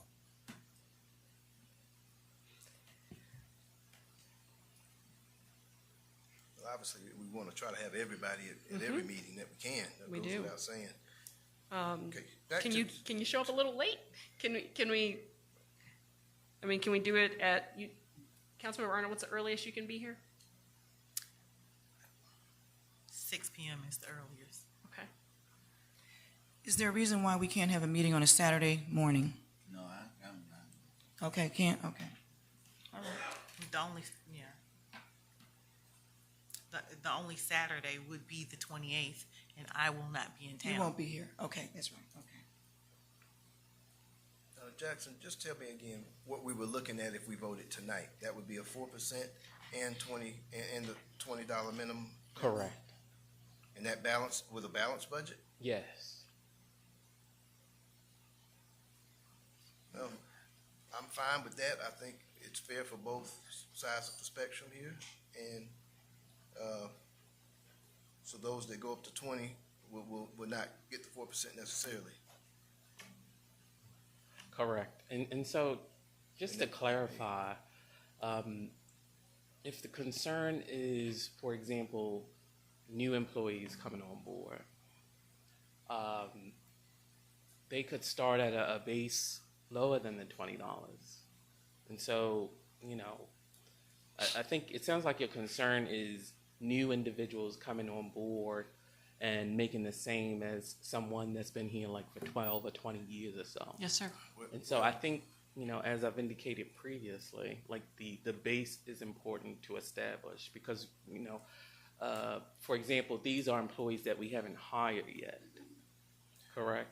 So essentially what happens is we adjust the scale is, I think, the strategy.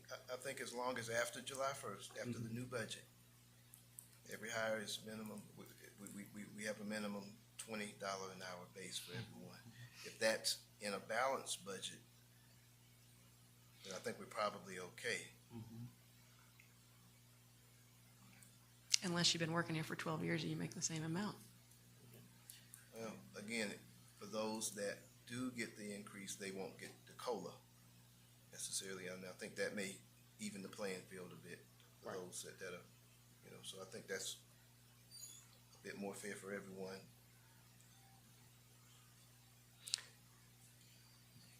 Well, I mean, if that's what the body wants to do, then I guess if there's no changes to it, we could do it tonight. I think we just need to be prepared to answer the questions and be prepared to face our employees who have been here for a while and see other folks walk in the door and get paid the same thing. But if that is what the body chooses to do, I mean, this isn't even, we're not even there yet because we haven't even come to this part of the meeting. So we're actually here for the public hearing at this point. So I think this is a good opportunity at this time to declare it open. So those folks who wish to speak on the budget at this time can do so.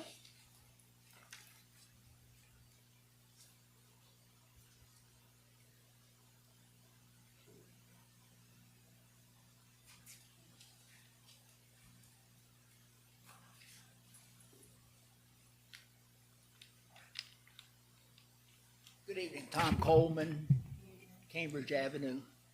You people are a real piece of work. You know, did you not hear that horrible audit that we just got, where one of the main problems was turnover of personnel? And here we are, the first thing you say is, well, let's cut the raise to the employees.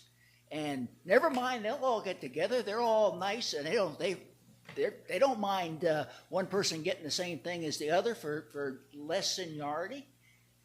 This is horrible. Okay, one of the main things that we have wrong in our city is we don't have stability of personnel. And here you are jerking them around. Okay, I got an idea. And, well, first of all, thank you, Councilman Gay, for cutting this thing down to an hour, because I know you don't have one iota of a thought of listening to whatever the citizens have to say in this next hour. You're going to do what you want to do. Okay, I got an idea. Instead of taking it out of the employee's hide, why don't you cut your community slush funds in half? That'll fund the thing right there, I believe. Okay? Oh, no, let's take it out. That'll be fine. Let's just take it out of the citizen, out of the employee's hide to balance things.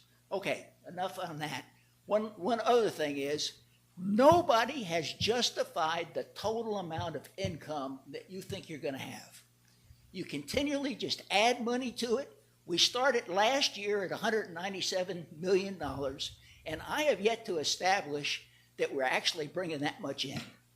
Okay, now you're up to 220 and whatever else you add in on the thing. That's an 11.6% increase in income with absolutely no justification that I've heard. You can't just wish money to come in. Okay, I would highly encourage you to call a special call meeting down the road and do the things the right way that you're supposed to do. Thanks a lot. Thank you.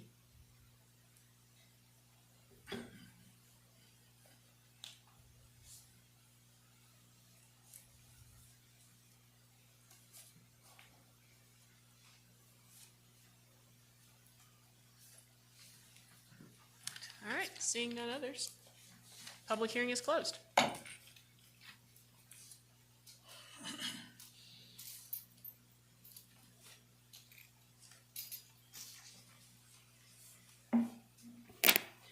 Agenda item 8B, public hearing and action on June 16, 2025 to rezone property at 2099 Hospitality Way from BP Business Park and HC Hospitality Campus to HC Hospitality Campus to approve ordinance number 2025-XX. This item is requested by Lenise Lyons, City Planner. This item is located in Ward 2.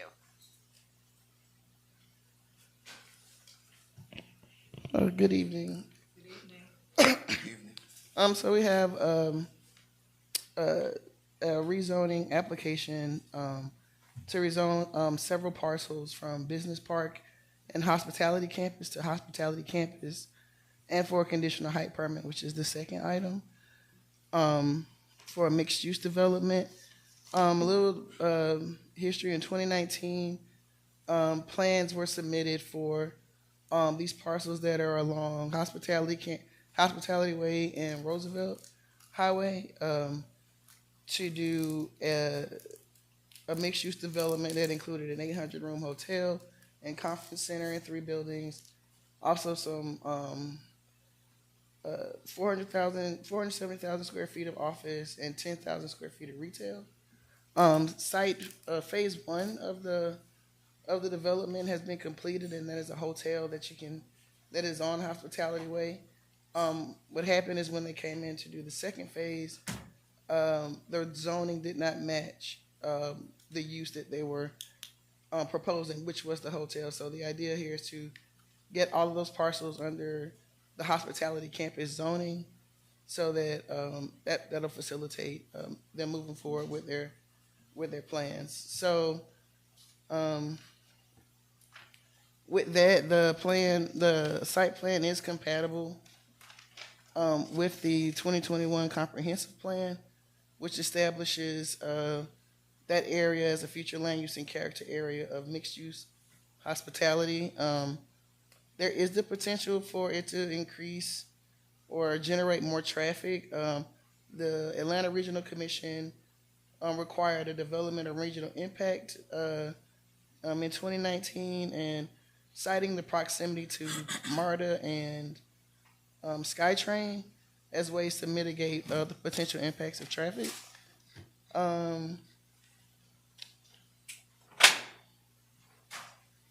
It shouldn't have an impact on undue concentration or undue scattering of population.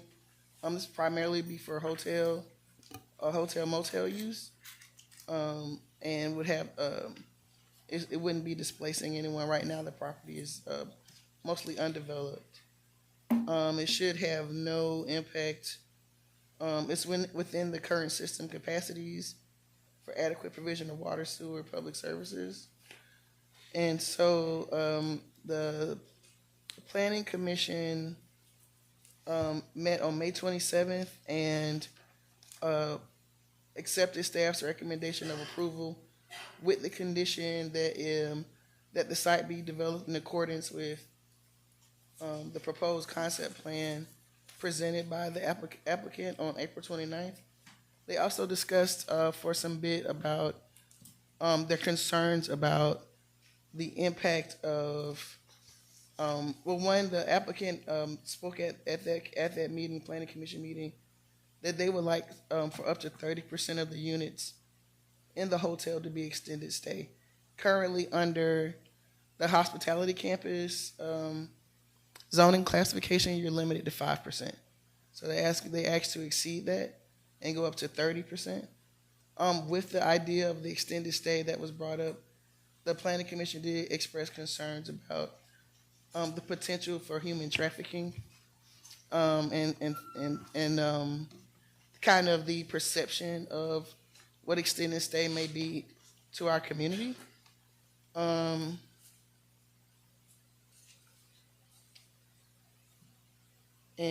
they also had concerns about how you mitigate potential of people staying longer than necessary, parking counts and things like that, which the applicant, I believe, is here and prepared to speak about. So with that, I added a couple of extra conditions that should it be approved to kind of address that, and that would be to allow up to 30% of the hotel rooms in Building B to be extended stay, and the applicant must submit a safety plan to the police chief and fire chief to address human trafficking and safety prior to the issuance of building permits. I have spoken with both the Chief Rogers and Chief Jones about that particular condition, and the applicant at the time was also amenable to that. So with that, staff is recommending approval based on the site plan with the additional recommendations to limit the percentage of extended stay rooms to be 30%, and to submit a safety plan to the police and fire chief prior to the issuance of building permits.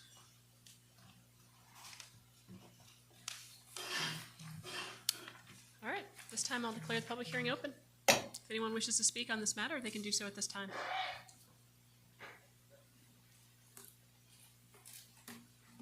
Good evening, Mayor and Council. If it's possible, I have some presentations that I would like to share.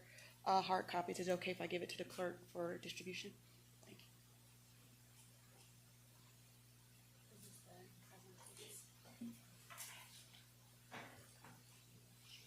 you. And I'll take a step back and introduce myself. My name is Natalie Knight. I'm a partner with Impact Public Affairs. On behalf of my client, Servana LLC, we're here to, as you may have heard already, to seek out rezoning request from a hospitality campus, HC, to business park, and business park campus to hospitality campus exclusively, as well as a conditional height permit for the property at 2099 Hospitality Way here in College Park. Our goal tonight is to present the project's benefits and address any questions or concerns you might have. On behalf of the property manager and developer of Servana LLC, my client, Mr. J. Samtani, who serves as a project manager, will now go through a very brief presentation and will address any questions you might have at the end. Thank you. Good evening, Mayor. Good evening, esteemed council and College Park residents. So this parcel is in the Gateway Center. It's walking distance to SkyTrain, and it's located, right now it's just vacant land. We did some site development back in 2021, and due to the COVID pandemic, it slowed things down with construction costs increasing, and now we're coming to council to request the zoning be changed, which back then it was approved as a hotel. Now there's the business park, the business park strip that's there that needs to be changed. Anything can be done that's done in business park can be done inside of the HC zoning district. So it fundamentally doesn't change anything on our master plan or the DRI that we submitted. We're just trying to get it to match our project plans. Some of the benefits of this is it will generate about $2 million in new local taxes for the city of College Park and create hundreds of local jobs, some of that construction, some of that permanent. So if we can slide down. So just to make the zoning consistent, if you can look at it going plan left to right, on the left side of the plan, that's going to remain business park. Obviously, the demand for office space has dramatically reduced when this original plan was contemplated, so we're just trying to match market conditions. The pink on the plan is currently, it's currently zoned business park. We're trying to get it to HC, which allows for a hospitality product to be built, which will better serve the adjacent parcels and the land uses that are in the area. And in the purple all the way to the right, that's going to be existing hospitality campus that will remain. Right now, that's the AC Marriott that's on Gateway Center right behind the Renaissance. If you can scroll down to the next one, please. So the parcel is approximately 10.8 acres, and this is just a satellite view map of everything that's around there, just explaining the current land uses, and I'm not going to go ahead and repeat it because it's on the map. And feel free to stop me at any time to ask any questions. So this is a rendering of what we're attempting to build on the site. It goes from picture left to right. It's a 6-story Element hotel, and then it goes to a 7-story loft hotel, which all of this matches the adjacent parcels, the adjacent properties that are around there. and it fits nicely into the surrounding community and reduces the amount of impact on the land, allows for green space. You can scroll down, please. This is a height profile showing that it's roughly in line with the heights of the buildings that are around there, and will have no impact to, it's basically the exact same, whatever's there right now with the AC Marriott, it's gonna fit within that profile of the FAA radar requirements, so we're not trying to exceed any of that. This is a quick site plan of the property. It's a multi-level property where the lower level is going to be parking, and the upper level, the street grade, which is on the right side of this presentation. You will see that's what the surface looks like.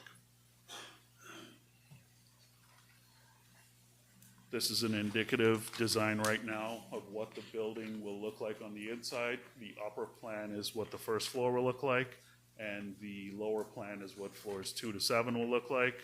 So it's basically a modern hotel with dining in the lobby area and places for guests to convene, from crew stays all the way up to families that are visiting ATL.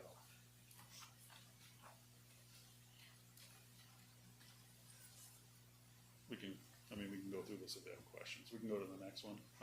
We spoke with Major Manning at the City of College Park and had a detailed conversation with her. Chief Rogers, you know that we've had this discussion, so we're fully on board with staff's recommendation to address the human trafficking issue, as well as the cap on the extended stay rate.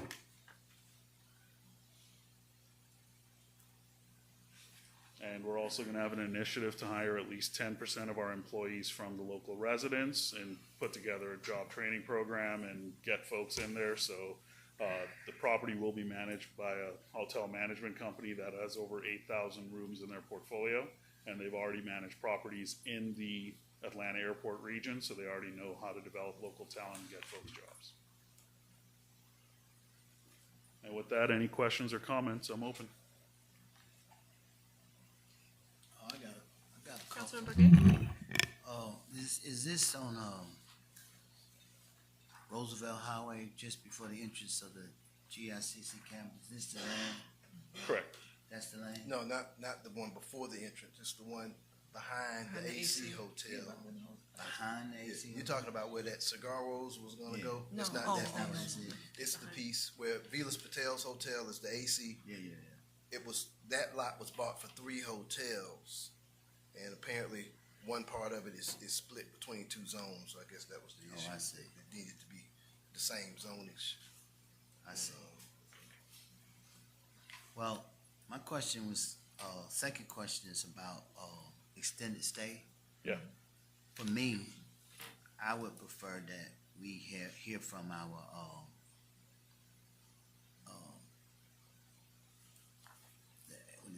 what is Mercedes people call? ATL Airport District? Yeah.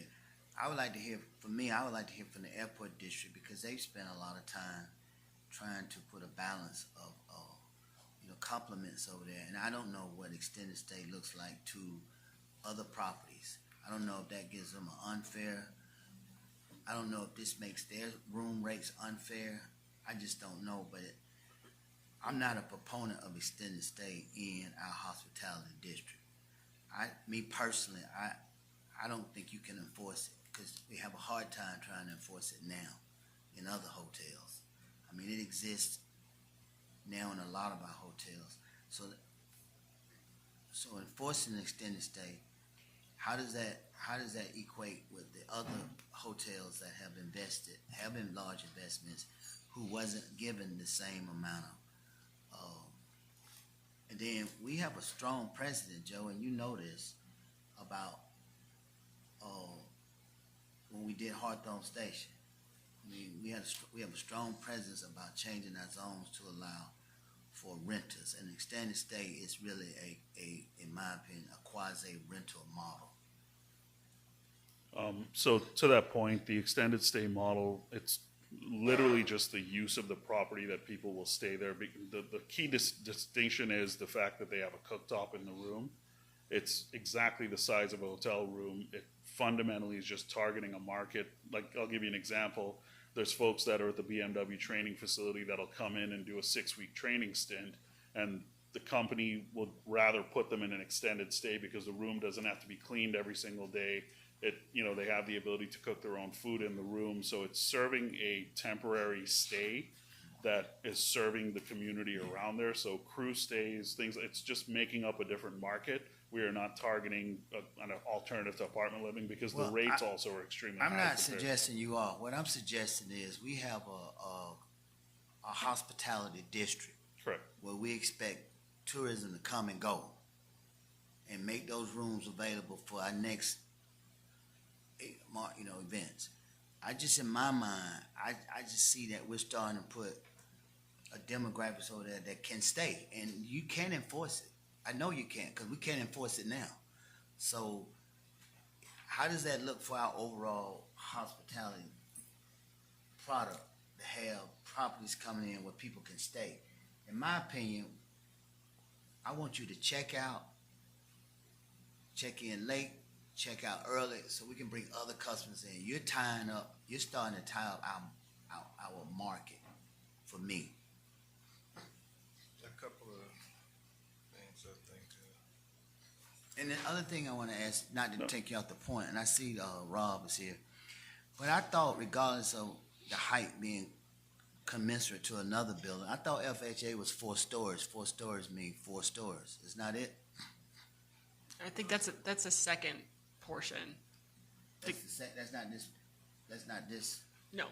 He said 47 stories. Did he say that? Yeah, but we've got 2 separate public hearings going. You said that though, right? 4 to 7 stories? No. One side is 6 stories and one side is 7 stories. That's what I just said. I know. But that's a separate portion. We have a separate public hearing for that. All right, well then let's address the extended stay. I'm not voting for it, but let's address it. So, Councilman Gay, we're not holding rooms aside for extended stays. All we're doing is adding a product to the market that the market demands. The average stay from our study is going to be approximately 2 to 3 days, even on the extended stay side. When you look at the brand Element, if you look at every Element that's in America, there's over 200 of them. It's called Element Hotels by Westin. It's just a branding concept that people know. We can cook our own food in here. We are not targeting multi-month stays. We can control the number of days these people can stay in it by the amount of reservations we're willing to accept. It is not, it would be cost prohibitive for anyone to try to use this as a apartment because the average rates are going to be north of $180 a night, which would be extremely expensive for them to use it as an apartment. There's a lot of other alternatives at a much lower cost. Okay. Councilmember Carn? A couple of things. Now, I do know pre-COVID, in terms of extended stay, the average stay in an extended stay is about 3 to 4 days. Now, the dangers of extended stay kind of reveal themselves in terms of motel products and, one-off brands. Now, this is a national flag. What is this? Correct. Both of these are going to operate under a franchise by Marriott. And so there's standards that are imposed by Marriott that are far in excess of what we would do if we were operating as an independent property. Well, if it's a national brand that does have a history of, human trafficking prevention plan, you all met with the police department about this? Correct. We met with Major Manning via Zoom call, and we have made an appointment. Based on the outcome of this meeting, we're going to work in concert with the City of College Park Police as well as the fire department to come up with a comprehensive plan. And the College Park Police Department already does training with the Westin and with the Marriott on Best Road. We've already volunteered to incorporate ourselves in that training as well as develop a training plan for people that have access to the Gateway Center. Because in addition to this property, we also are involved in the ownership of the AC Marriott, so we will make sure a comprehensive plan is followed by all 3 properties. Well, I would say if it's a comprehensive plan, Chief Rogers, that is approved by our police department, by your command staff, then I think it's worth taking a look at. Now, human trafficking is always an issue in and around any airports. I think we got some motel products that frankly I don't think need to be in business in College Park. Now, our hotels they do pretty well, and they're pretty much first class generally. They make it a point to really be very specific about making sure that type of stuff isn't happening generally in our hotel products. On our hospitality campus, and particularly around the GICC, we expect that doubly so. Like I said, that extended stay averages a few days longer on average, 3 to 4 days, last time I checked. Now, below 30 days is mandatory, obviously. We don't allow anything past that. Plus, if any booking or reservation that goes beyond 30 days, we get no DMO tax and hospitality tax for that at all, so that can't happen, obviously. This is one of the reasons why, I'm not a supporter of these Airbnbs. I'm not a supporter of that. I'm not a fan of that. Not only, do they cannibalize one of our significant revenue streams, additionally brings down the quality of life in our neighborhoods. I've got several subdivisions that have, when I've had community meetings, they've talked about that same issue. And city manager, we are going to have to crack down on that immediately. I think that is a top priority and something that we need to tackle and eliminate out of this city, being that right now we don't allow extended stay. We don't allow long-term rental in terms of for homes. So the other thing I would like to see, you mentioned local employment. I would expect to see a local resident employment goal of at least 30% as a goal. And that would also include, city manager, I'd like to meet with you in economic development and I guess this outfit and put together at least a couple of job fairs for city residents exclusively so that they will have first shot at some of these positions. But short-term rentals are not permitted in the city in terms of rentals. If you have a rental property, that means less than 30 days if you're renting a house. So that's a whole nother subject there. But I think with some of those caveats, that level of local employment in terms of your goal and signing off from the police department in terms of mitigation and making sure that this goes along the lines of some of the other Marriott products.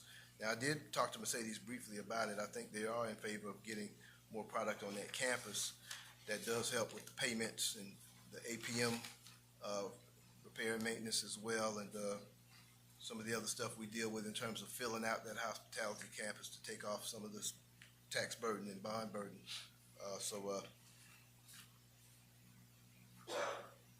But I want to look at it with those caveats in mind if we do go forward with the rezoning. Councilmember Arnold? Thank you. So I have one question in reference to the resident hiring. What is the estimated, what's the number of staff you plan on hiring for? It's going to be between 75 and 90 full-time and part-time that are, almost full-time positions. That's our target right now. Okay, then I agree with Councilman Carnes' number on the 30%. All right. Mayor, nope, hold on, Mayor Pro Tem. Yeah, I already got skipped. Okay. No, you didn't get skipped. She was ahead of you. Okay, fine, doesn't matter. She asked the question I was going to ask in terms of, one of my questions in terms of how many employees. Yeah, so I definitely agree that we want to up that percentage. We really would like that goal to be. What percentage of the hotels the rooms are going to be 3-bedroom suites? Fundamentally speaking, that brand, The Element, has a 3-bedroom, it's called a Studio Commons suite. That's part of it. So they would want one on every single floor, but obviously if the city said, hey, we want you all traditional style hotel rooms, we would have to abide by that. Okay, that was one of the concerns of my planning commission member. We've already spoken with the architect to discuss how I'm sorry, sir, would you let her finish her statement? Oh, I was fine with it. You and I were good. It was okay. Go ahead, sir. Yes. Yeah, sorry, I apologize. No, you don't have to apologize. I'm fine. We've already spoken with the architect. There is a way to do that. unfortunately, the way Marriott works, you have to sort of ask for permission. If the municipality says, hey, you can't do this 3-bedroom suite, then we would have to go back, send in the architect revision, get Marriott to approve it, and then they'll be okay with it. So we've already conceptualized it, we just don't have it on paper because we're requiring feedback from the council.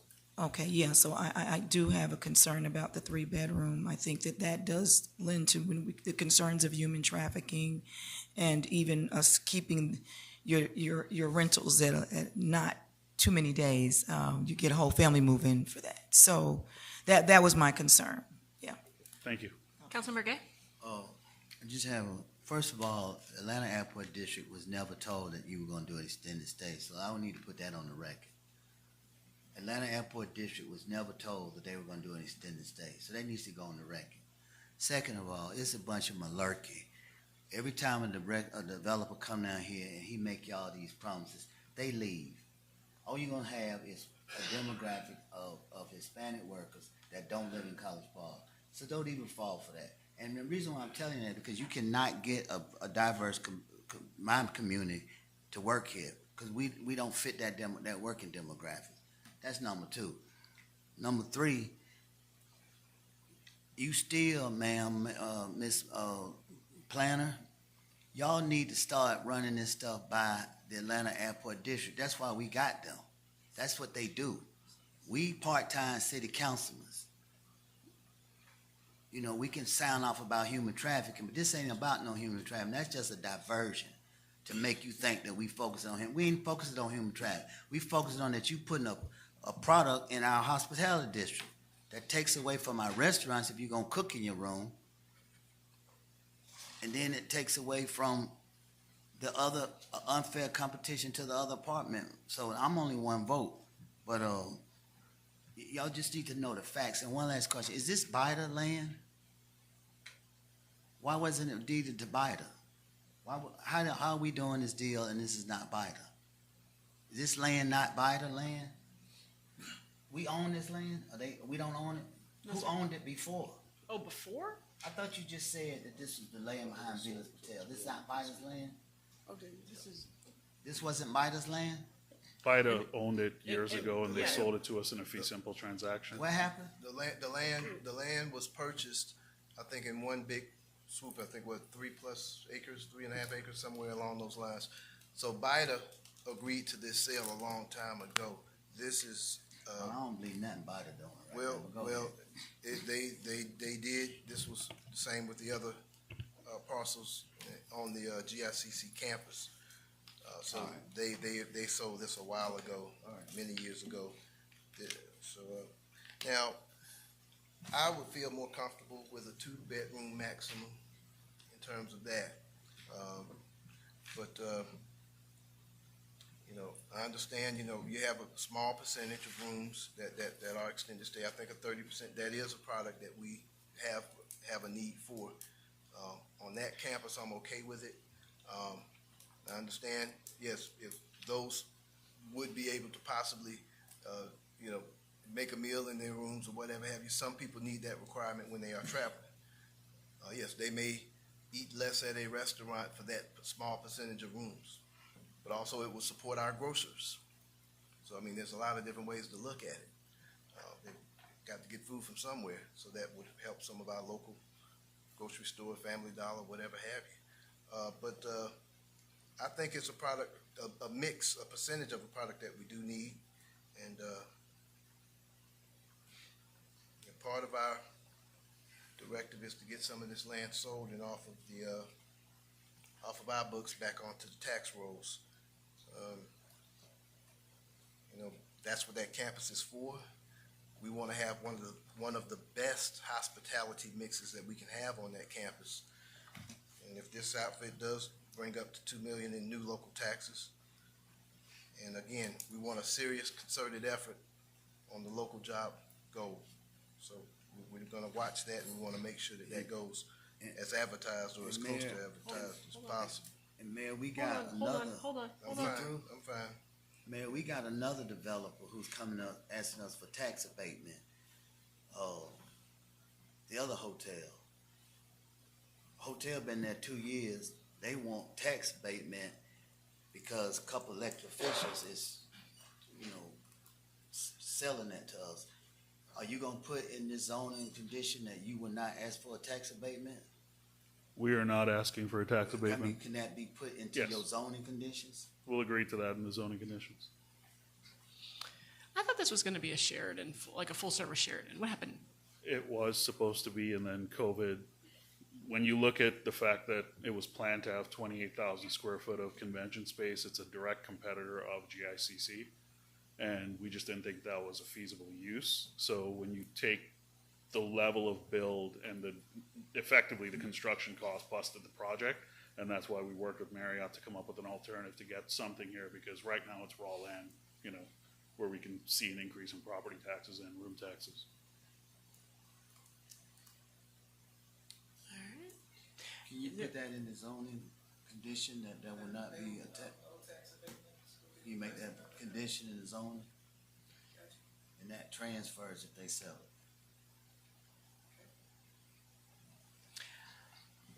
Does anyone from the public wish to comment? This is a public hearing. Mayor and council, I just want to say. Can you introduce yourself, please? Thank you for the record. Mario Malcolm, 1859 Harvard. I just want to say, as a father of 4 girls, any concern for human trafficking is a serious concern. You shouldn't sell your soul for $2 million of potential revenue. And the more bedrooms are in a potential room, it's easier to control people. You can lock them in rooms, they can't get out. I mean, it's a whole bunch of things you have to think about. I mean, we do need businesses in the city, but if there's a concern for human trafficking, I think we should really take the time to think about that. I have 4 girls, and God forbid something happen. I mean, to anyone else's daughters or boys in 2025, because it happens. So we have to really be cautious of that. That's all I have to say. Thank you, sir. Does anyone else wish to speak during the public hearing? All right. It's time public hearing. At this time, the public hearing is closed. Is there a motion? Is there a motion? I'll make a motion with those caveats. Could you state the caveats for the record? City planner, what were the 2 that Councilmember Gay just mentioned? The no tax abatements, the 30% goal for Local resident employment. local resident, as well as at minimum 2 job fairs for city residents exclusively. I guess maybe we do it at the convention center where we can make sure. No 3 bedrooms. Okay. As well as a human trafficking prevention plan and mitigation plan that is approved by police chief and her command staff. I've got 3 girls myself, and my wife has spent over 20 years working for the Interfaith Children's Movement that mitigates the sex trafficking industry nationwide, but in Georgia in particular. As a matter of fact, she was instrumental in drafting the language for the signage that you see in every public restroom in every hotel in Georgia, at the airport in Georgia, at the bus stations, that says if you are a victim of that, the emergency numbers that you can call. She drafted that legislation along with Senator Donzella James. She has dedicated a significant portion of her career to making sure that that type of stuff doesn't happen. And we want to make sure, we work to make sure that that's not proliferating in College Park. So combine Chief Rogers with that plan, we want to make sure that those rooms and that's not happening at any of our hotels. Again, I see that danger more so in our Councilmember, motel I'm sorry, situations. you made a motion. I'm sorry, you made a motion. What, I'm a Madam little Clerk, long-winded. what is That's my the motion?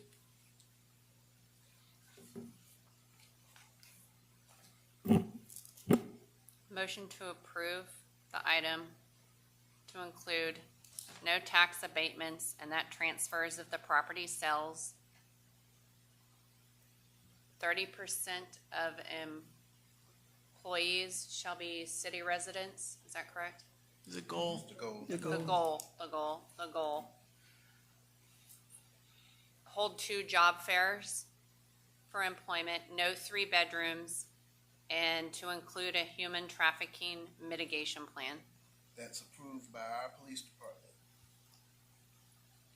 And in terms of the job fairs, those job fairs would be for city residents exclusively, both of those. That city manager, I guess we put together and host with this outfit, wherever we see. So for the 3 bedrooms, you don't want anything above 2 bedrooms? Right. Okay. One more time, Madam Clerk. Make sure everybody's on the same page. We've got all the things listed. Approve the agenda item with the following conditions: no tax abatements, and that transfers if the property sells. The goal is to have 30% of the employees be city residents, 2 job fairs to be held for city residents, no 3 bedrooms, and to include a human trafficking mitigation plan approved by the College Park Police Department. All right, is there a second?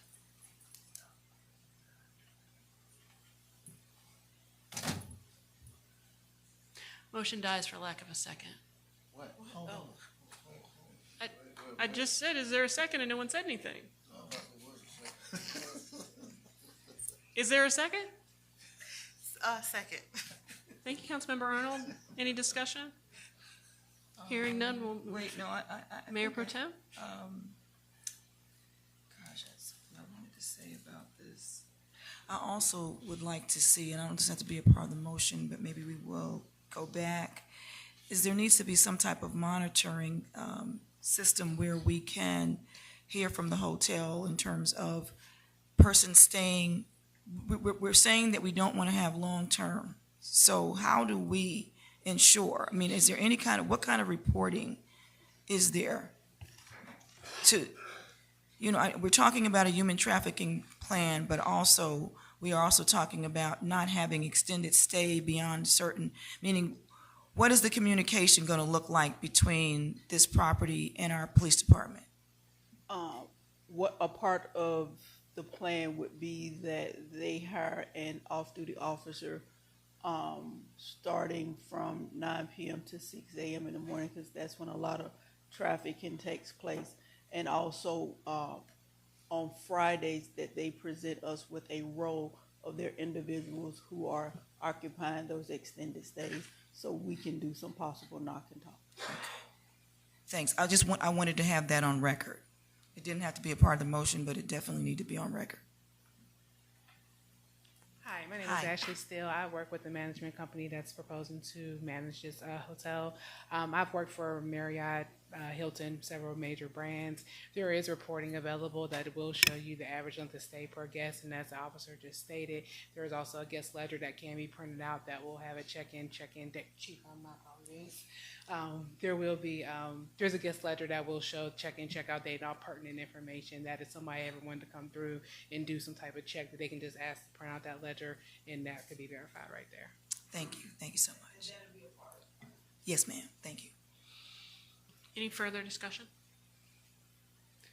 Hearing none, we'll move to a vote. All those in favor? Aye. Aye. All those opposed? Any abstentions? All right, Councilmembers McKenzie, Carn, and Arnold in favor. Councilmember Gain abstains. The motion passes. We have one more public hearing. Agenda item 8C, public hearing and action on June 16th, 2025 for a conditional height permit for property at 2099 Hospitality Way, ordinance number 2025-XX. This item is requested by Elenice Lyons, City Planner. This item is located in Ward 2. Okay, good evening again. This is for the same property. Currently, our zoning ordinance restricts height across all zoning districts to 35 feet. And so with the site plan submitted by the applicant, they're proposing up to 7 stories for their hotel product, which is quite more than the 35 feet that's allowed. And thus, they'd have to come to Mayor and City Council for the increase in height. As the applicant stated earlier, they would have to meet all FAA requirements. Everything is still consistent with the mixed-use hospitality district. The proposed development should not unduly restrict light and air to surrounding properties and will have to comply with FAA. Other than the height limitation, the proposed development appears to meet all other requirements. This would have a condition same as, well, the planning commission recommended approval with the same condition about it being conditioned to the site plan. And that's we kind of can lock in that they proposed 7 feet here, 7 stories. That's as high as they can go. So that is the recommendation of planning commission and staff. Thank you, Ms. Lyons. This time I'll declare the public hearing open. If anyone wishes to speak on this matter, they can at this time. Thank you. My name is Rob McPherson with Prime Engineering. This is the same property that the original Sheraton Hotel was approved by the city back a couple of years ago. That set of plans showed a similar height building. It was 7 stories.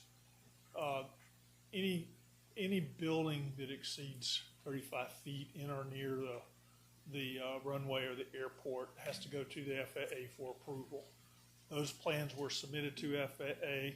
We obtained approval for the original height of 7 stories, and the proposed building that we're proposing now fits within that same guidelines that was previously approved by FAA. It is also similar in height to all of the other buildings in that same area, including the AC Hotel, the 5 West parking deck, the Marriott, et cetera, et cetera. They're all between 6 and 7 stories. Thank you. I'll be glad to answer any further questions you may have if you have any.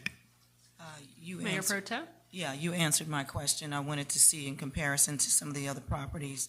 So we're talking about the same amount. That is correct. It is actually controlled by radar that guides the airplanes in, and FAA, it is a very specific requirement that you cannot exceed.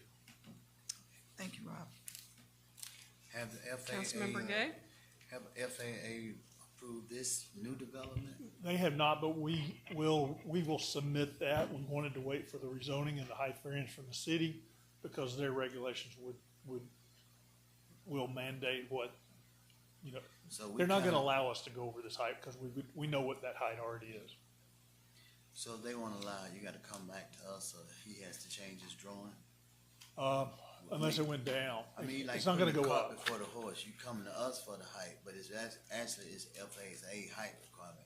Why not have gotten their approval and then come back for us? I'm just asking. Only because we've gotten their approval previously. It's On almost the another same property, footprint. right? I'm sorry? On another property. No, it's the same property. I thought you said the Sheraton. It was a Sheraton Hotel originally approved by the city to put on this property 2 years ago.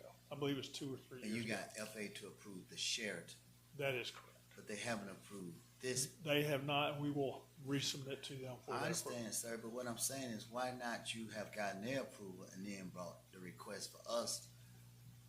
Because we have to give them more specific, detailed construction drawings, Oh, and we wanted to get the rezoning cleared up first. we just gave you the rezone. I'm talking about the height. Is that not part of the rezoning? The height. We just approved the rezone. I'm talking Correct. about the height. The height is what we're doing now. Ma'am, listen, y'all. Not talking about the rezoning. We talking about a height approval. Yes. I said, why not go to FAA and get their approval on the building and then bring it back to us? Why use our vote to go and convince them College Park is all good with it? That's all I No. ask. Mr. McPherson? Yeah, Mr. Gate, the FAA doesn't really care what the zoning is. It's strictly a height item. Sir, we're not And talking about the zoning. We're talking about the height. I understand, but for us to fine tune the exact height down to the inches, okay, that we have to give coordinates for, we have to have more detailed design. And we needed to get the zoning approved prior to spending a whole lot more money on the design before we got that approval. I'm confused. Councilmember, I think. Hold on. Okay. All right. So after tonight's vote, you gonna go and draw additionally? I thought you've already took her, the product. We have a So concept you plan. don't see a design. You just approve it. You didn't approve a design. You just approve a concept. Is that what you're saying? Well, what staff review is their concept plan. And like Rob is saying, Mr. McPherson saying, at the time of rezoning, we're not looking at full construction drawings. That's a considerable investment. And at the phase of rezoning, we're looking at, is this appropriate for where it's going? Do we have plans that support them going in this location? Many developers wouldn't, without having the right, the entitlement to do the project through the zoning, then making drawings would kind of, that would be putting more of a cart before the horse if they don't have the entitlement through the land use to do that product. So where they're talking about going is business park. So they, using the same drawings they've presented since 2019, well, kind of, you did the ARC. They needed now to have the hospitality campus zoning in place to take to the FAA. Is that kind of? I think I can. I don't think so. I think, Okay, I think in order to have I'm- the zoning, Mhm. I mean, the zoning was important to move to the next step to Right. do the detailed plans. Yes. But since we're here tonight on the zoning, the height's already essentially, it's gonna be the same height as the Sheraton was planned to be. And so there's no anticipation of any issues with that, but we're doing everything with the city of College Park, kit and caboodle, so we can move forward on spending extra money to actually get the detailed plans so they can actually build the building. Yes, ma'am. It's normal protocol, what we're doing with every hotel in the area. If the zoning Mr. is McCook, can you come to the microphone? Thank you. I'm sorry. It is normal procedure to get your concept plan and zoning approved. And then once that's approved, if you have a height, you get that approved, then you would go to FA. I'm not gonna keep going back and forth, but I get that. I'm talking about the height. The height is a different ask. My point is, what if FAA, you assume they're gonna say yes. You assume that. But you are asking us to approve the height before you get approval from FAA. You could have just as easy submitted the concept drawing to them as you did the Sheraton. You didn't do full drawings on the Sheraton. No, we did have full drawings for the Sheraton. And you submitted full drawings to get height record. Correct. Yes, So we you have. gotta have full drawings to get this approved by FAA. Full drawings. I've got it. Hold on, man, hold on. Can I add a comment, please? The Sheraton was approved with an LDP, a land disturbance permit from the city of College Park. So the council had approved the height limit to 7 stories in the past. When we came back to redesign this, then we realized there was still a business park strip that was part of the parcel that already had an approved Sheraton plan with no office space. So all we're doing is fixing the zoning, and then we're going to complete the design to do something that's already been granted by the city of College Park. And I think the approval for the Sheraton, correct me if I'm wrong, we could look it up in the record when the LDP was issued, but it was roughly around 2022 that the city council approved the Sheraton's LDP. In that time period, construction costs went up almost 45%, and that's what made the project unfinanceable at that time. So, for height, Correct. for the purpose of going to FAA, are you saying that you're gonna give them a full set of construction drawings? Is that what you're saying? We have to have we have to have the design almost complete in order to know the exact height of the parapet walls on top of the building, because we have to give the FAA a model, X, Y, and Z elevation and location so that they can then insert it into their model to confirm that it is approvable. So can you bring that back to us, the approval from FAA? The city will not issue a LDP and building permit unless the FAA approval is in the set. That is a requirement by the city development department. All right. I have Councilmember Card. comments. I don't know if this, well, now we have currently over 15 hotels more than 15 hotels that are over the city requirement, which is 35 feet. Now, city manager, that's been an archaic zoning issue for years that we have to correct, and I believe that's on our city planner's list of things that we do need to tweak that make it a little more difficult to do business in the city just in general. But anybody has to come to us first to meet that low bar of the 35 foot. Obviously, all of our hotels, our national flags are over 35 feet. We have always deferred to the FAA standard for height requirements for years. So if we do an approval, your approval would be the FAA height approval. It is Essentially, still- but your request is to make sure we're over the arcane 35-foot approval in College Park first, so that you can come to the FAA for the normal height approvals that is that are minimum. So essentially, Everything is still subject to FAA approval. that's why we have to do this first, and we've done it first with the other one. So and they approved the permitted height down to the inches. Mr. McPherson, just make sure you're at the microphone. Yes, that is correct. All right. Does anyone else wish to speak at this public hearing?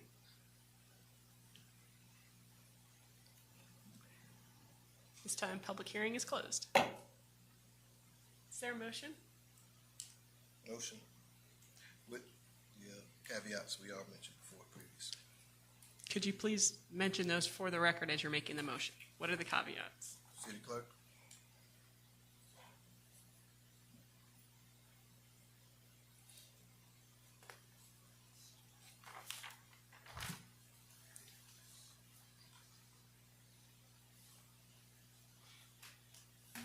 Sir, what were those? The mayor wanted to hear the motions again. You went through all of them before, but I guess he wants to hear them a second time. Make sure. The previous? No, this current. This one. Oh, this one didn't have those caveats. This was gonna be subject to FAA height approval. Okay. Is there a second?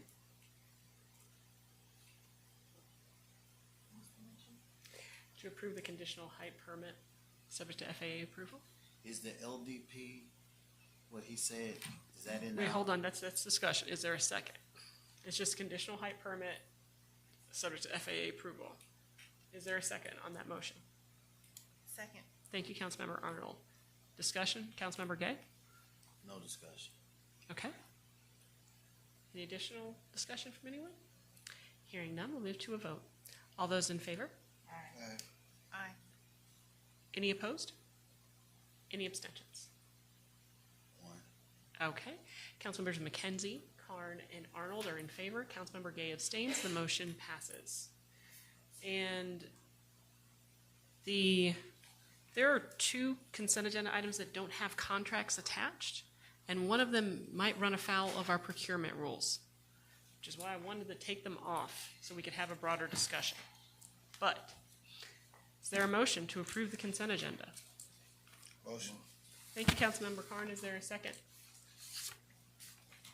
Second. Thank you, Councilmember McKenzie. Any discussion? Nope, there's no discussion on consent agenda. All those in favor? Aye. Aye. That is unanimous.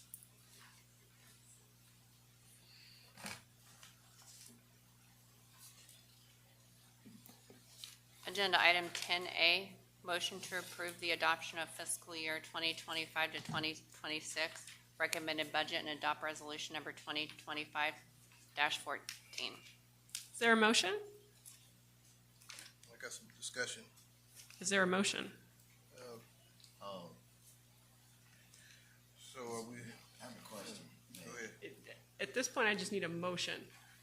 I think we want to I'm gonna discuss give it a motion. first. Okay, all right. Thank you, Councilmember Gay. Is there a second? I'd like us maybe to discuss this We're, before we, we're gonna, there's a motion, and then there's a second, and then we'll have discussion. So is there a second? Second. Thank you, Councilmember Arnold. Discussion. Councilmember Gay? My question was, this special call meeting adding those additional things, does that mean that that's been approved in this budget, this motion, right? Those things that Terry brought, the three addition, Oh, the three additional things, yes. that's in this motion. Yes. Okay. All the things that we talked That's about all. tonight, That's in this motion. That's all I was asking. yes. So, okay, so I thought we said we weren't having a special call meeting. That was gonna be my question. Yeah, hold on. So Mayor Pro Tem? I know we talked about a special call meeting, but we never came to agreement on a date or a time. So what I thought when we finished that very long conversation was that we were just gonna move on and vote on it. That's why we made the motion. Yeah, but not to motion, not a motion to have a special call meeting. That's not what this is. No, To approve this the is a budget. motion to approve. Right, no, I thought I heard you say something, someone said something about a special call. We're not gonna meeting. have a special call? No, we're not having a Hold special on. call meeting. That's without the special call meeting? See, I knew there was some confusion. This is the budget that Mr. Jackson came down and he shared that there were three changes. And those three changes were that, I have the changes. yes, The original changes, but Yes. we went through a whole conversation in reference to making adjustments with the salaries. Absolutely. So are we saying that we're going to just completely scrap that? if the budget gets approved tonight, yes. Only because, one, it's gonna delay the budget. Two, it was Corn's action which got approved. So why are we pushing back if that's the, Well, if Councilmember Gay, if it satisfies the $20 minimum base and the 4%, and we can still keep it balanced, then that's what I'm saying. Yes, we're okay. Why are we having space? So that's my motion. I think, yeah, I understand. I mean, I think the concern was that this budget as it stands does not address the fact that we're gonna have folks coming in, making the same thing as folks who have worked here, if they're not supervisors. So I have a question. Councilmember Can- Arnold? Can we pass the budget with the caveat that we put in, on the next agenda, that we put in salary administration, where with the newly hired positions, that they start at the recommendation that Mr. Jackson gave us of the $19.50 an hour, then we won't run into the situation of individuals being hired at the same amount that we're paying people who've been here for 15, 20 years. So what I hear you saying, and tell me if I'm not hearing you correctly, is that so that all current employees would get bumped to $20 an hour, all starting employees all new hires as of July 1st would start at $19.50. Is that a problem? Would anyone have a problem Well, with that? the only problem with it is that would change the budget calculations, and then we would have to have a special call meeting. That would change it downward. That would change it downward, and so that's okay. Is this because we have the new positions already budgeted in the budget for $20 an hour?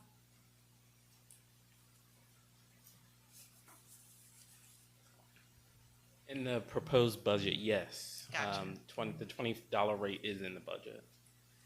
So we would go downward. So we could approve a budget and spend less. Right, that's what I was gonna say, so we would be. It won't be a problem. Right. As long as we come to an agreement that we'll put them at the $19.50. Well, there's another way to do it as well, and I'm fine with that. But we can also do it where everybody's at 20 an hour that's here now and starting in July, $20 an hour. But those starting in July, new employees would not get the 4%. That way, it does the same thing and brings the budget down. But they're not gonna get the 4% anyway. Right, they're not gonna get it in this year. But they would get it in next year's budget. But no, they We won't. haven't gotten to next No. year's yet, though. We're approving next year's budget now. So everybody in that budget would be at 4% plus the new threshold for the minimum paid workers. I agree with what, I think what we're saying, what Councilman Arnold is saying, is if we approve the budget as it is right now, we know we're not going to go over it. So we can come back in another meeting and make a change. or we can have a budget adjustment even at some point. So the key is that what we're approving, if we make any changes, it will be less. Going down. Right. And I think Right, I think we can approve it with all good conscience now, knowing that any changes that we make will not raise the budget. We're headed in the right direction. Yeah, that's what I was hearing, Councilman. I'm fine with that. I make So a Councilmember motion. Gay, are The you, motion stays the same, what? that we motion to approve the adoption of the fiscal year 2025-2026 recommended budget. I just want to add But we one would start- caveat. Do you accept the friendly amendment that With the new friendly hires would be at amendment that 1950? New hires would get the 1950. Thank you. Okay, and so Councilmember Carn, do you still hold your second on that? Yes, new hires to 1950. I don't like it, but I'll go for it. Okay, so Uh, the with- answer is with- yes. if I Okay, only- is there, but with- if there, but with- wait, hold on, I'm just asking about the motion. I'm speaking to the motion. No, I'm just asking, do you still hold your second? Yes, I do. Okay, With- hold on, just hold on for just 1 second. We can, discussion now comes. Please, go right that- ahead. That's what I was about to say. I know, but there's a process. Just with the understanding, thank you, Mayor, I appreciate that. With the understanding that the current employees are all at the 20 base. Yes, Understood. correct. I'm fine with it. Any further discussion? Hearing none, we'll move to a vote. All those in favor? Aye. Any opposed? Any abstentions? Hearing none, that is unanimous. Thank you, Mr. Jackson. Agenda item 10B, consideration of an action on a request to reschedule the July 14th city council meetings to July 21st. Is there a motion? Motion. Thank you, Councilmember McKenzie. Is there a second? Second with Thank you, discussion. Councilmember Carn. There's always discussion. Go right ahead. Thank you, Mayor. I just didn't know why we were moving it, actually. I didn't either. What's the reason we're moving the July, meeting? Okay, Councilman Gay and myself are both the delegates for MEAG, Oh. and therefore y'all could try to have a meeting, but we won't be here. Okay, no, that explains it, okay. Also, in addition, our calendar, we normally have meetings on the 1st and the 3rd. The 14th is not the third Monday of July. Right. Understood. Okay, that answers my question. Any further discussion? Hearing none, we'll move to a vote. All those in favor? Aye. That is unanimous.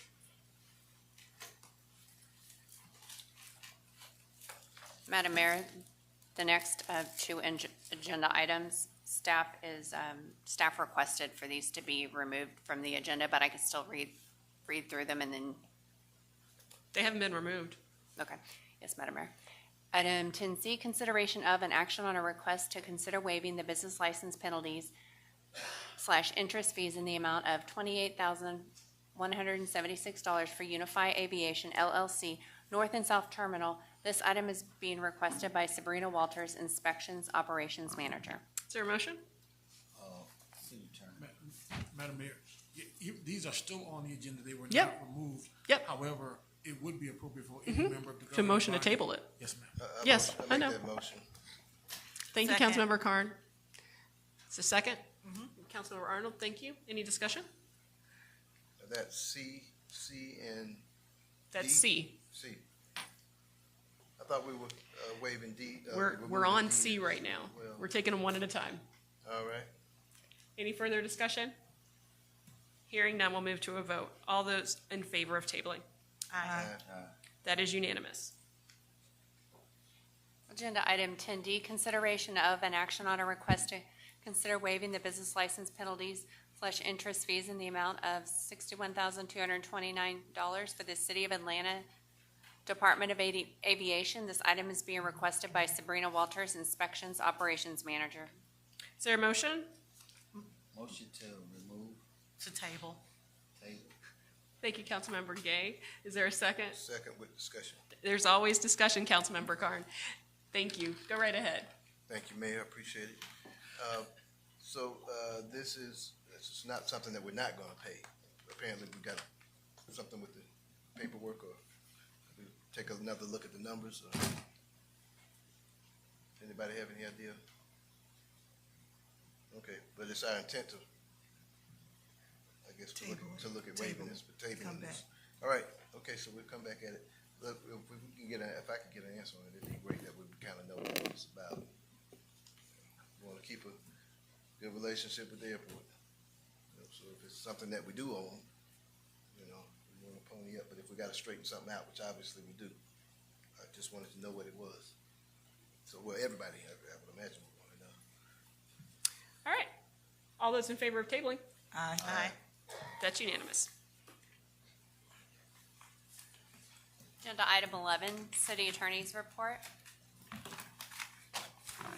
sorry, did we not take certain items off of the consent agenda that we're gonna take up now? Nope. All right, well then, I have no city attorney report. Nope. Everything got passed on the consent agenda. Item 12, city manager's report. Mayor, council, my report was sent over. However, I would also like to thank my staff for a wonderful 2 weeks.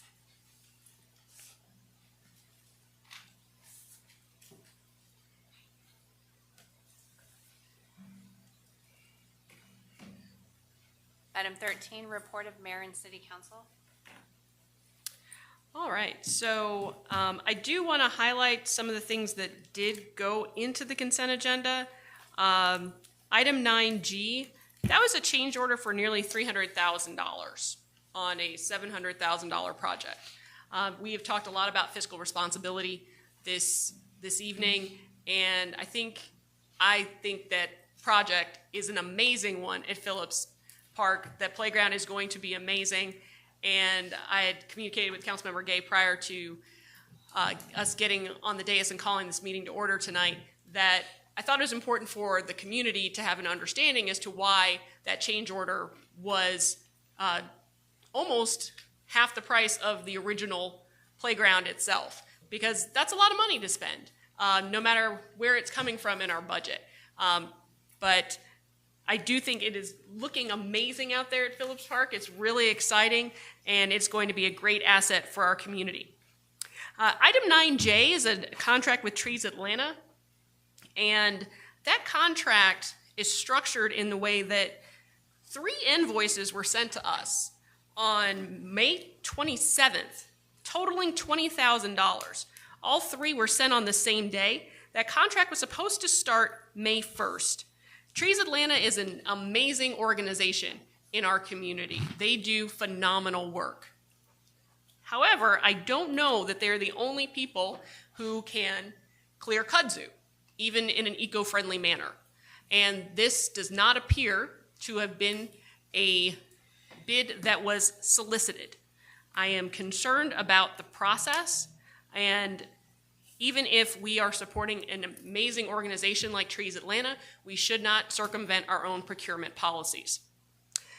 Item 9P, Abacus Mind Math Tutors. Seems like another great opportunity for our kids to get an opportunity to learn and perhaps close some of the learning gap that occurs when we have students who do not have the opportunity to attend school as often as they should. However, there is no contract attached to that. And there is no scope. There is no design of the administration of this program. Yet another thing that we should be talking about. Item 9Q is a dog waste station. There's 50 of them listed for Ward 2, which I think is a great thing, but we don't only have dogs in Ward 2. So I thought this was a great chance for us to talk about perhaps expanding that program to ensure that all dog owners across our great city had the opportunity to see if we could spread those waste stations far and wide, because we all love the dogs, we don't love their waste. And the questions about how we are going to maintain those waste stations. Who is going to man 50 additional waste containers in our community? Those are questions that we don't have answers to, but we've made those approvals tonight. And lastly, 9S, Pinnacle Maintenance. That is a $100,000 contract that is not attached to the actual agenda packet. So those are my concerns about the consent agenda, but it passed, and we will move forward But I do want to thank everyone for joining me at my town hall on June 9th. It was fantastic. I want to thank our illustrious city manager for coming. Everyone really appreciated your presence and love to hear from you, and we look forward to all the great things you're going to be doing. Altogether, more than 400 people attended or watched the meeting, and it was a really powerful evening of community dialogue. I also want to thank Chief Rogers for coming and William Scott, who heads up our customer service division, and everyone for sharing their thoughts, their wishes, their hopes, their dreams. We did some polling of folks, and we heard a lot about sidewalks. Sidewalks really, really matter. And I am going on the road throughout our city, and I will be basically the mayor on the move throughout the summer and talking to folks across College Park, basically doing pop-ups to learn a little bit more for those of you who could not attend the town hall, to get your input about what you'd like to see as we move forward in this next year's budget. Because the community enhancement funds are your funds, and you should dictate how they're spent. So we want to make sure that we hear from you and really meet the needs of the community. I'm excited to embark upon a participatory budgeting process for that, and we will be getting input from all corners of the city to make sure that everyone has an opportunity to weigh in on how these funds are spent. I've also officially kicked off our Mayor for a Day experience for College Park youth. It is a hands-on way to expose students to public service and civic leadership, and I shared it in my last newsletter, and it's already generating excitement and signups. Your child can sit in this chair and figure out what it looks like to be mayor. I've sort of done this informally for the last several years when I see kids in the hallway, but your child can actually come and have a bit more formal of an experience and see the ins and outs of City Hall. So be sure to look out for that and look for more details. I had the pleasure of reading to kids at the library on Friday, which is one of my most favorite experiences. It never, ever, ever disappoints. So we learned about Juneteenth, which is very appropriate considering that we will be celebrating it on Thursday on Godby Road, which is exciting, and I look forward to the entire celebration. And then I came over to City Hall to handle some business and ran into another group that had the opportunity to meet our city manager. And I think there was a young lady who was trying to take over and take the mic from your seat, Ms. Miller. But they were a spirited group, and just love the opportunity to engage with our youth. At our recent BIDA meeting, you heard a little bit about it earlier, and some of the questions that we had moving forward with some of the transactions that occurred. But one of the things that I brought up at that meeting, and something that I will be pushing both with the Development Authority and our council, is the idea of a real workforce development fund. Once our Development Authority pays off its debt to various accounts within the city, I really think that we should be setting aside funds to make sure that when people come to College Park, they leave better off, and that we can actually help develop and upskill people to do amazing things. Even if they don't come prepared, they can leave prepared. But I think it takes a commitment from us that we are in this and we see that we need to support folks in those endeavors. There's a program called Ready to Work San Antonio that I had the opportunity to learn more about at the most recent conference I attended, and that program provides wraparound services for people. So wherever they are in life, they're supported along their ways towards their workforce development goals. And they've actually seen great results with that. And I think we can do that here. We can tailor it to our needs, and we can do a College Park version of it, but we really have a chance to invest in our workforce.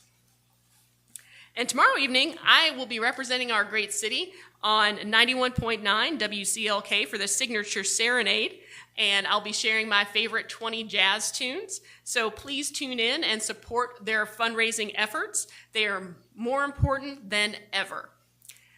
And as always, my one-on-ones are available if you go to mayorbianca.com and go schedule a one-on-one.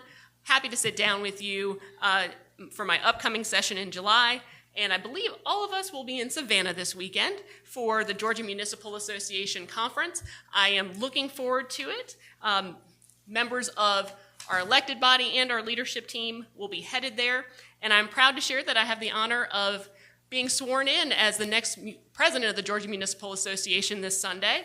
And I'm looking forward to celebrating that with all of my colleagues and my family too. So it is an opportunity that is beyond what I could have imagined, but I'm certainly humbled and excited to serve. So that's all I've got, Mayor Pro Tem. Yeah, I'm just going to begin as I guess Kelly's getting the video ready. Before you play the video, since the mayor did bring up one of the consent agenda items that happens to impact my ward, specifically the Brady Trail, which was consent item 9J. I did want to, I figured since she brought it up, I would can finish it off. This particular service is not just a kudzu removal. It is an invasive species removal contract that Samuel Nelms began work of our Public Works Division began working on in the beginning of the year. We've been in a project with cleaning up the Brady Trail, but it's not just for kudzu removal. There's actually a contract, and what actually happened, I talked to the city manager about this because they were going to bill us over time, and instead of billing over time, it's a one-year project. Instead of billing over time, we just brought it to the council for the entire amount, which is $20,000. But this is a kudzu removal as well as the reduction of vertical growing vines and trees and using the cut and treat method on vines as well as foliar application. They will also be planting, so it takes a year because you've got to remove some invasive species and then you have to also replant. And so it's any plant material that's cut on earth, it's a part of this agreement, shall be stacked and left on site, and they just go ahead and they tell you about that. So we just wanted to clarify that this is something that's been worked on since the beginning of the year. They were going to bill us at $6,666.66, but then we just said, especially, of course, it's at the end of the year now, to just go ahead and do the entire $20,000. The service that they are rendering is not just any kudzu removal. It's a specific, we actually had a long meeting, we've had people come out, and it's a specified treatment, so it is a service that is a lot different than others. Now, in terms of the procurement process, that's not my situation. That is what Sam would have taken through, but again, that was back in April.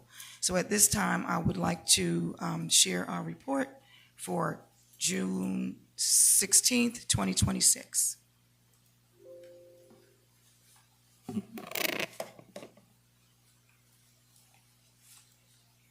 This is Mayor Pro Tem Jamel McKenzie with my June 16th report.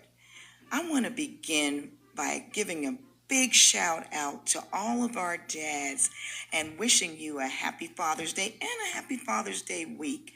Father's Day is especially important to me because I honor the great men in my life, starting with my father, Dr. James E. Spencer, who has been a role model to me for all of my life. My dad, who exemplifies the true epitome to me of what a man should be, has really helped to guide me in my life and give me that identity and to help me in the areas of really understanding life and being prepared. And so as we honor fathers, I honor my father, my awesome husband, my brother, my son, all of the great men, and you on this wonderful day. Continue to enjoy this week. We appreciate you. The World Cup is coming to the Atlanta metropolitan area, and College Park is not sleeping. And in preparation, we held our very first Club Cup watch party at Nouveau Restaurant today. And I want to thank Destination College Park for leading the way. We want to thank entrepreneur Ebony Austin for opening up her restaurant to us. Stay tuned and don't sleep on College Park, because we've got lots of more events coming leading up to the World Cup. On Saturday, June 14th, I had the honor of representing the city of College Park at East Point, Georgia's commemoration of Juneteenth. It was a wonderful opportunity to support our sister city and also to remember where we have come from and where we need to continue to go. Last week, our team took a field trip to the Depot Museum located in Hapeville. We went on a tour and we got to see some of the things that they're doing there as we prepare now for creating a visitor center and a museum at our very own depot on Main Street. And I'm totally excited about our golf camp that we have initiated here in the city of College Park. Every student enrolled in our recreation programs for this summer, the camps, will be attending golf camp at the historic College Park Golf Course. And we want to give a special shout out to the Ludacris Foundation for being one of our sponsors, and also for all of the golf pros and everyone that is involved in making this dream a reality for so many of our children as we expose them to golf. And it's time to officially open the David Scott Pedestrian Bridge, which is over Camp Creek.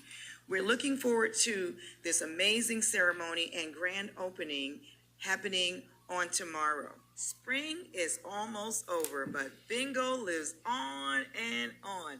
And on Saturday, June 28th, we will be holding our second annual Springo event at the Keith James Auditorium. We're looking forward to having all of our seniors come out, and we're so grateful to have the Granville Law Group to come back and be our sponsor along with Miss Sakina. Extra, extra, hear all about it. We are renaming our City Hall lawn to College Park Memorial Commons on Saturday, July 5th. Our City Hall lawn is where Cox College once sat, along with a beautiful gazebo. And we will be honoring the history of our city and Cox College and all of the amazing war monuments that we have on the City Hall lawn. We invite you to come out and share with us at this momentous occasion on July 5th, and that's going to be at 1 o'clock in the afternoon. Look forward to seeing you there. Finally, Ward 1 is sponsoring our first annual Youth Leadership Academy. And the purpose of this academy is to equip youth ages 13 to 18 in College Park with hands-on civic knowledge, leadership experience, and the confidence to engage in local government in their community. Register your youth today. This is Mayor Pro Tem Jamel McKenzie, and we are building College Park better. Councilmember Carn? All right, a couple of things. City Manager, 2700 Camp Creek. This complex, over the past 2 or 3 weeks, the grass is overgrown to a point where it's really out of control. I've gotten several calls from my residents about the issue. I did speak briefly to code enforcement about it. I'd assumed they had, cited them by now. Sometimes we have this type of problem with a property. What we would do in the past is simply after several weeks, we would get a company and mow the lawn and take care of it and then put a lien on that property. to make sure that that doesn't happen again. So I want us to try to do our best to take care of that on tomorrow if it hasn't already been cut. Maybe they got the citations and the warnings and it's been cut. I'm going to drive over there this evening before I turn on in, but we want to try to make sure that's taken care of if as soon as tomorrow, if possible. A couple of other things I mentioned. Like I said in the meeting, I am not a big fan of Airbnbs. We're not designed for that. And Councilmember Gay, I guess you and I probably have some of the biggest problems and headaches with those. That cannibalizes our bread and butter. We are a hospitality city, and Airbnbs may be a good fit for other cities. However, we've got 39 hotels and hospitality facilities in this city, and that's our hospitality, main channel in terms of what we do. I don't think any residents in any neighborhoods are happy about the idea of their home or the house next door being potentially rented by anyone at any given time. You know, you work all week and you get home Friday and you're tired, you want to rest on the weekend.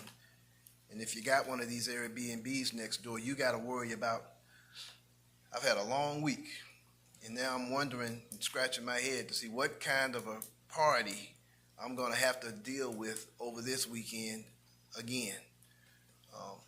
That is not what residents paid for in terms of what they expect next door going on at their property. I certainly wouldn't like it at my property.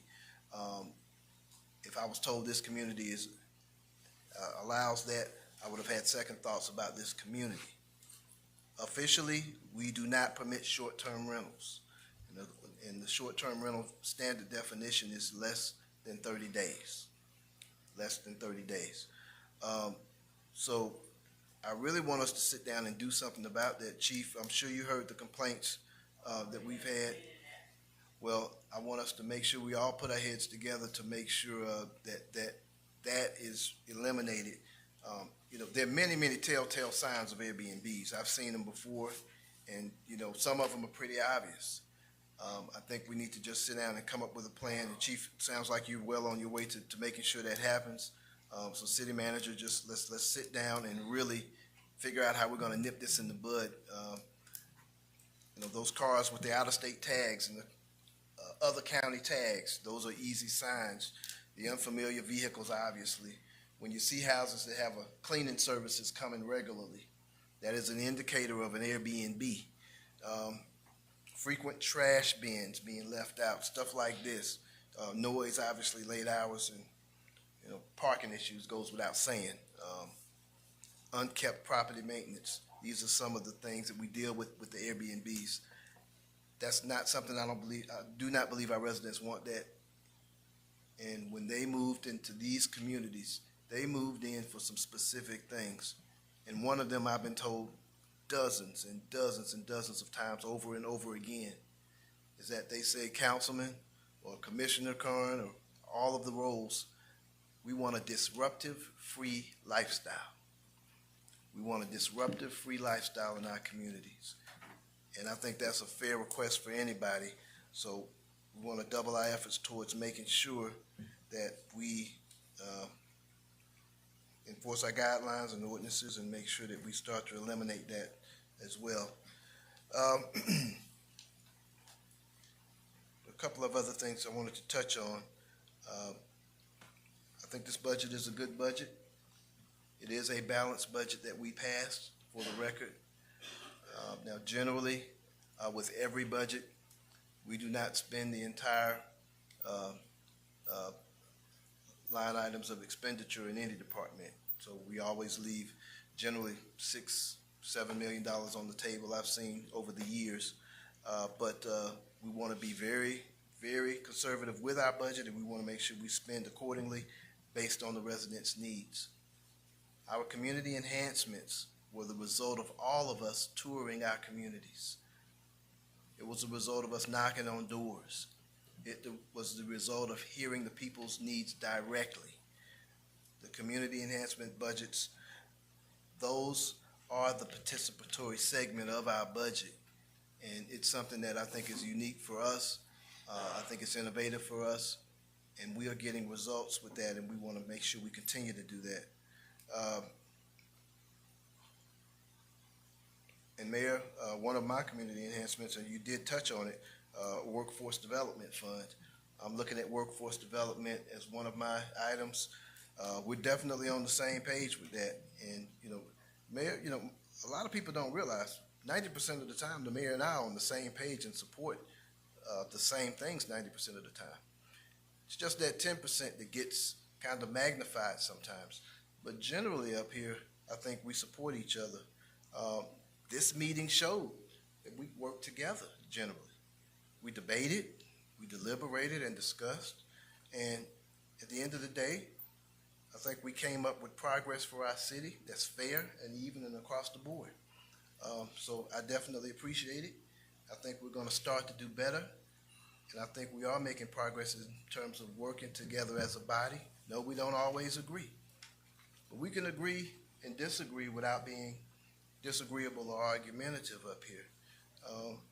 Mayor, I'm also a big jazz fan as well, so I don't know if you want to do me a favor, but if you want to send me your playlist, I will certainly send you mine, because I'm a big fan of jazz. I grew up in a jazz household, but so I really got a hankering towards it as well.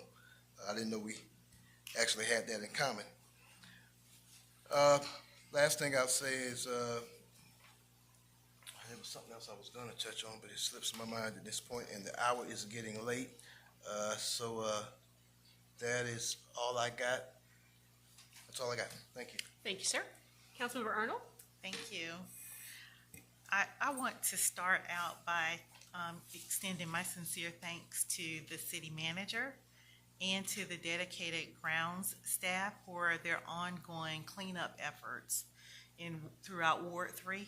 I saw the pictures and I was really excited about that. But your hard work is truly appreciated. I also want to thank Windsor Stevens for the tour of the completed townhomes in the second phase of Temple Square. That was with Rod Mullis, and so those will be opening soon. Actually, I think yesterday they opened. A special thank you to the Tau Epsilon Omega chapter of Alpha Kappa Alpha Incorporated and the 20 Pearls Foundation for the invitation to the inspiring scholarship fundraiser that they held on the 7th. I also would like to thank the nonprofits Unlimited International for facilitating an impactful workshop this past weekend where we had several nonprofits to come out and to learn about grants, reporting requirements, things of that nature. And so I am very thankful to Ms. Jill Lindsay and the team there for that. And I want to take a moment of personal privilege to send, although she's not watching, but I still want to do it, to send a happy birthday to my mother, who is celebrating her birthday today. Last year, she celebrated it with the fathers on Father's Day, but today she was able to get it on her own, and I am looking forward to celebrating with her tomorrow as she is being recognized by the city of Union City. I'm also looking forward to the exciting events that we're having coming up this week with the pedestrian bridge that is opening, and also with the Juneteenth celebrations and our trip to Savannah, where we are going to learn a little bit more about our leadership, get some additional training. And I don't have anything else to add other than that. I'm keeping it short tonight. I just, again, want to thank everyone for their continued dedication to helping us build a stronger community. Councilmember Gay? Well, Councilman Arnold, happy birthday to Mom. I was happy to see her the other day. She's always smiling. Councilwoman Mayor Pro Tem McKenzie, I want to say this is my note. I think about how technology you are. It's bad. It's like generations away from you. But, I do actually, Mayor, congratulations for being the, GMA president, well deserved. I'm sure you'll make us proud, but you deserve it, so congratulations.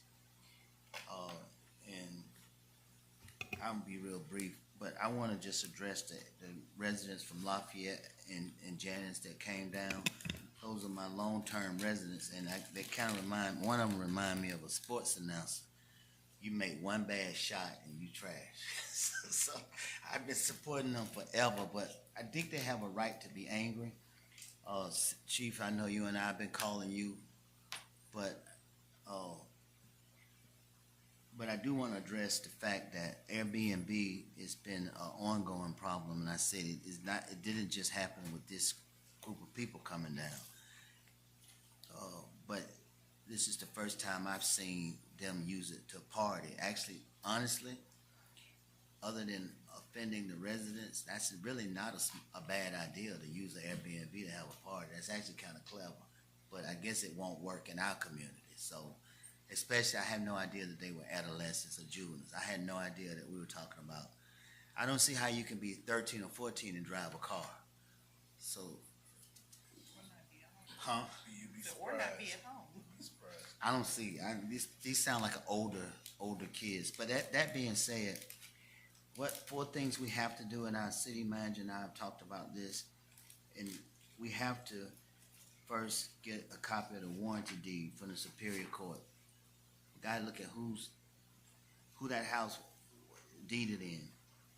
Without that, you guess and you speculate, because that's the owner record. 2, Councilman Cohen, you got to get a copy of the utility bill to see who pays our utility. 3, you have to knock on the door and get a copy of the lease. And the point is, you got to have a chain of custody. But I'll be meeting with the city attorney on this Wednesday to see if any legal stays or cease of demands, anything we could do. I do know that they are talking with the owner. So the owner probably is aware of the night's meeting, and maybe the owner may be a little bit more proactive or not. But hopefully we can remedy this, because those older residents, they just deserve better. We can't do this to them. They just can't take it. So we'll be working on that. And I just want to say that we have a boxing camp July the 17th at Phillips Park, and it's being hosted by the world champion Clarissa Shields. So she'll actually be at the camp the last day to present the kids with a medal of sort before she take off for her fight. So we're honored, and that's through the Hitsfield Boxing. So we're honored to have her be part of our community. The third thing I want to say is that with regard to that area, Lafayette, so we put speed breakers on Janice, we put stop signs on Janice, we got $10,000 streetscapes on Janice, we got, how many, Hugh? 20 decorative lights on Janice, 5 new utility lights. We have a real aggressive control with White City and South Fulton police with the prostitution. So Lafayette, Janice have not a loss to us. We take that corridor very serious, and I hope that this one isolated incident that hadn't happened in the 40 years that y'all live there will make a difference, but we are aware of it, and we are taking it very serious. Next thing I want to talk about is the planner. Make sure that tax abatement get put in that zoning, because if we accomplish anything, we accomplish the developer not wanting to get a zoning. I just want to touch on a little before I go there. Almost finished, man. I want to thank my family for Father's Day at my home. All my family, all my children came, and they all surprised me with Father's Day T-shirts. We took pictures. I cooked, but we had fun, and I just want to thank my children for taking the time to come home and hang out with me and my wife. So thank you, kids.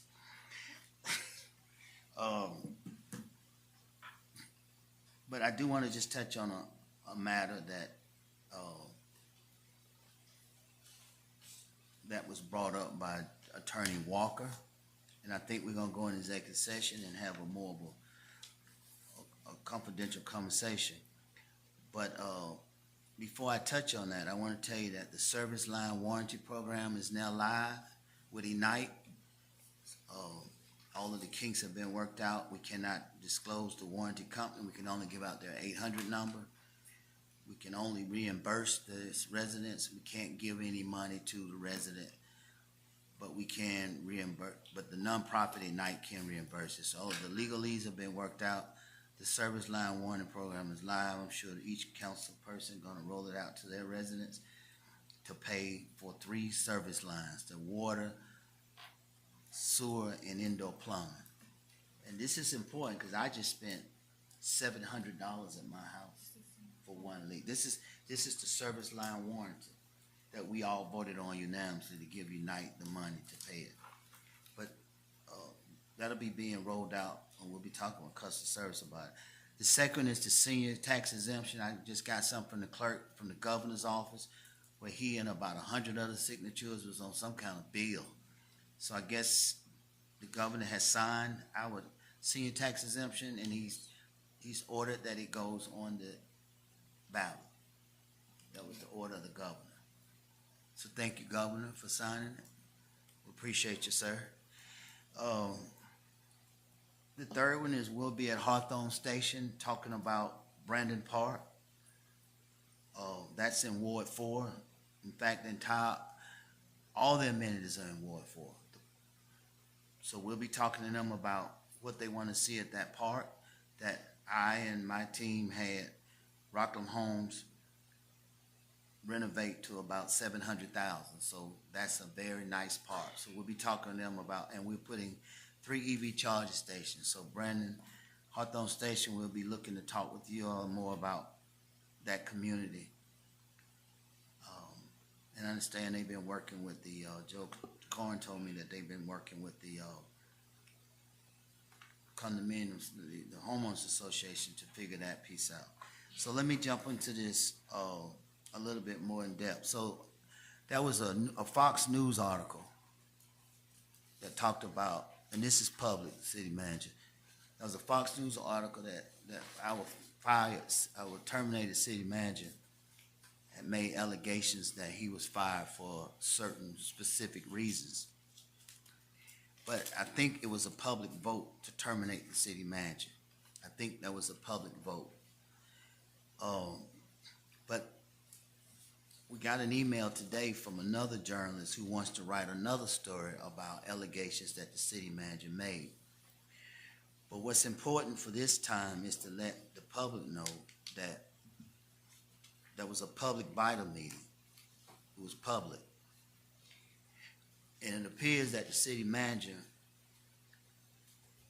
paid an invoice for $471,000 to a vendor without going before mayor and council or BIDA, the city attorney or the BIDA attorney.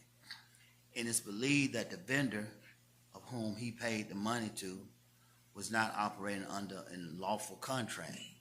In fact, the second contract was actually written after he paid the money to appear to substantiate that payment.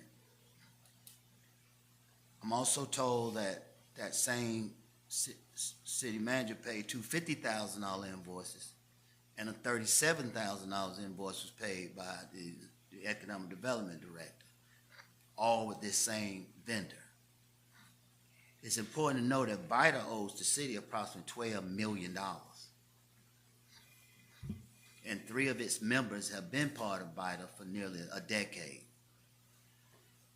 This tort, if it is a tort, might be a crime. I don't know what it is. But this was only identified when Ed Walls, the 20-year financial advisor, was going through preparing a budget report of which he noticed a $471,000 invoice. Now, I just got a report that the city of South Fulton has just hired our city manager. Stockbridge. Stockbridge, who did I just say?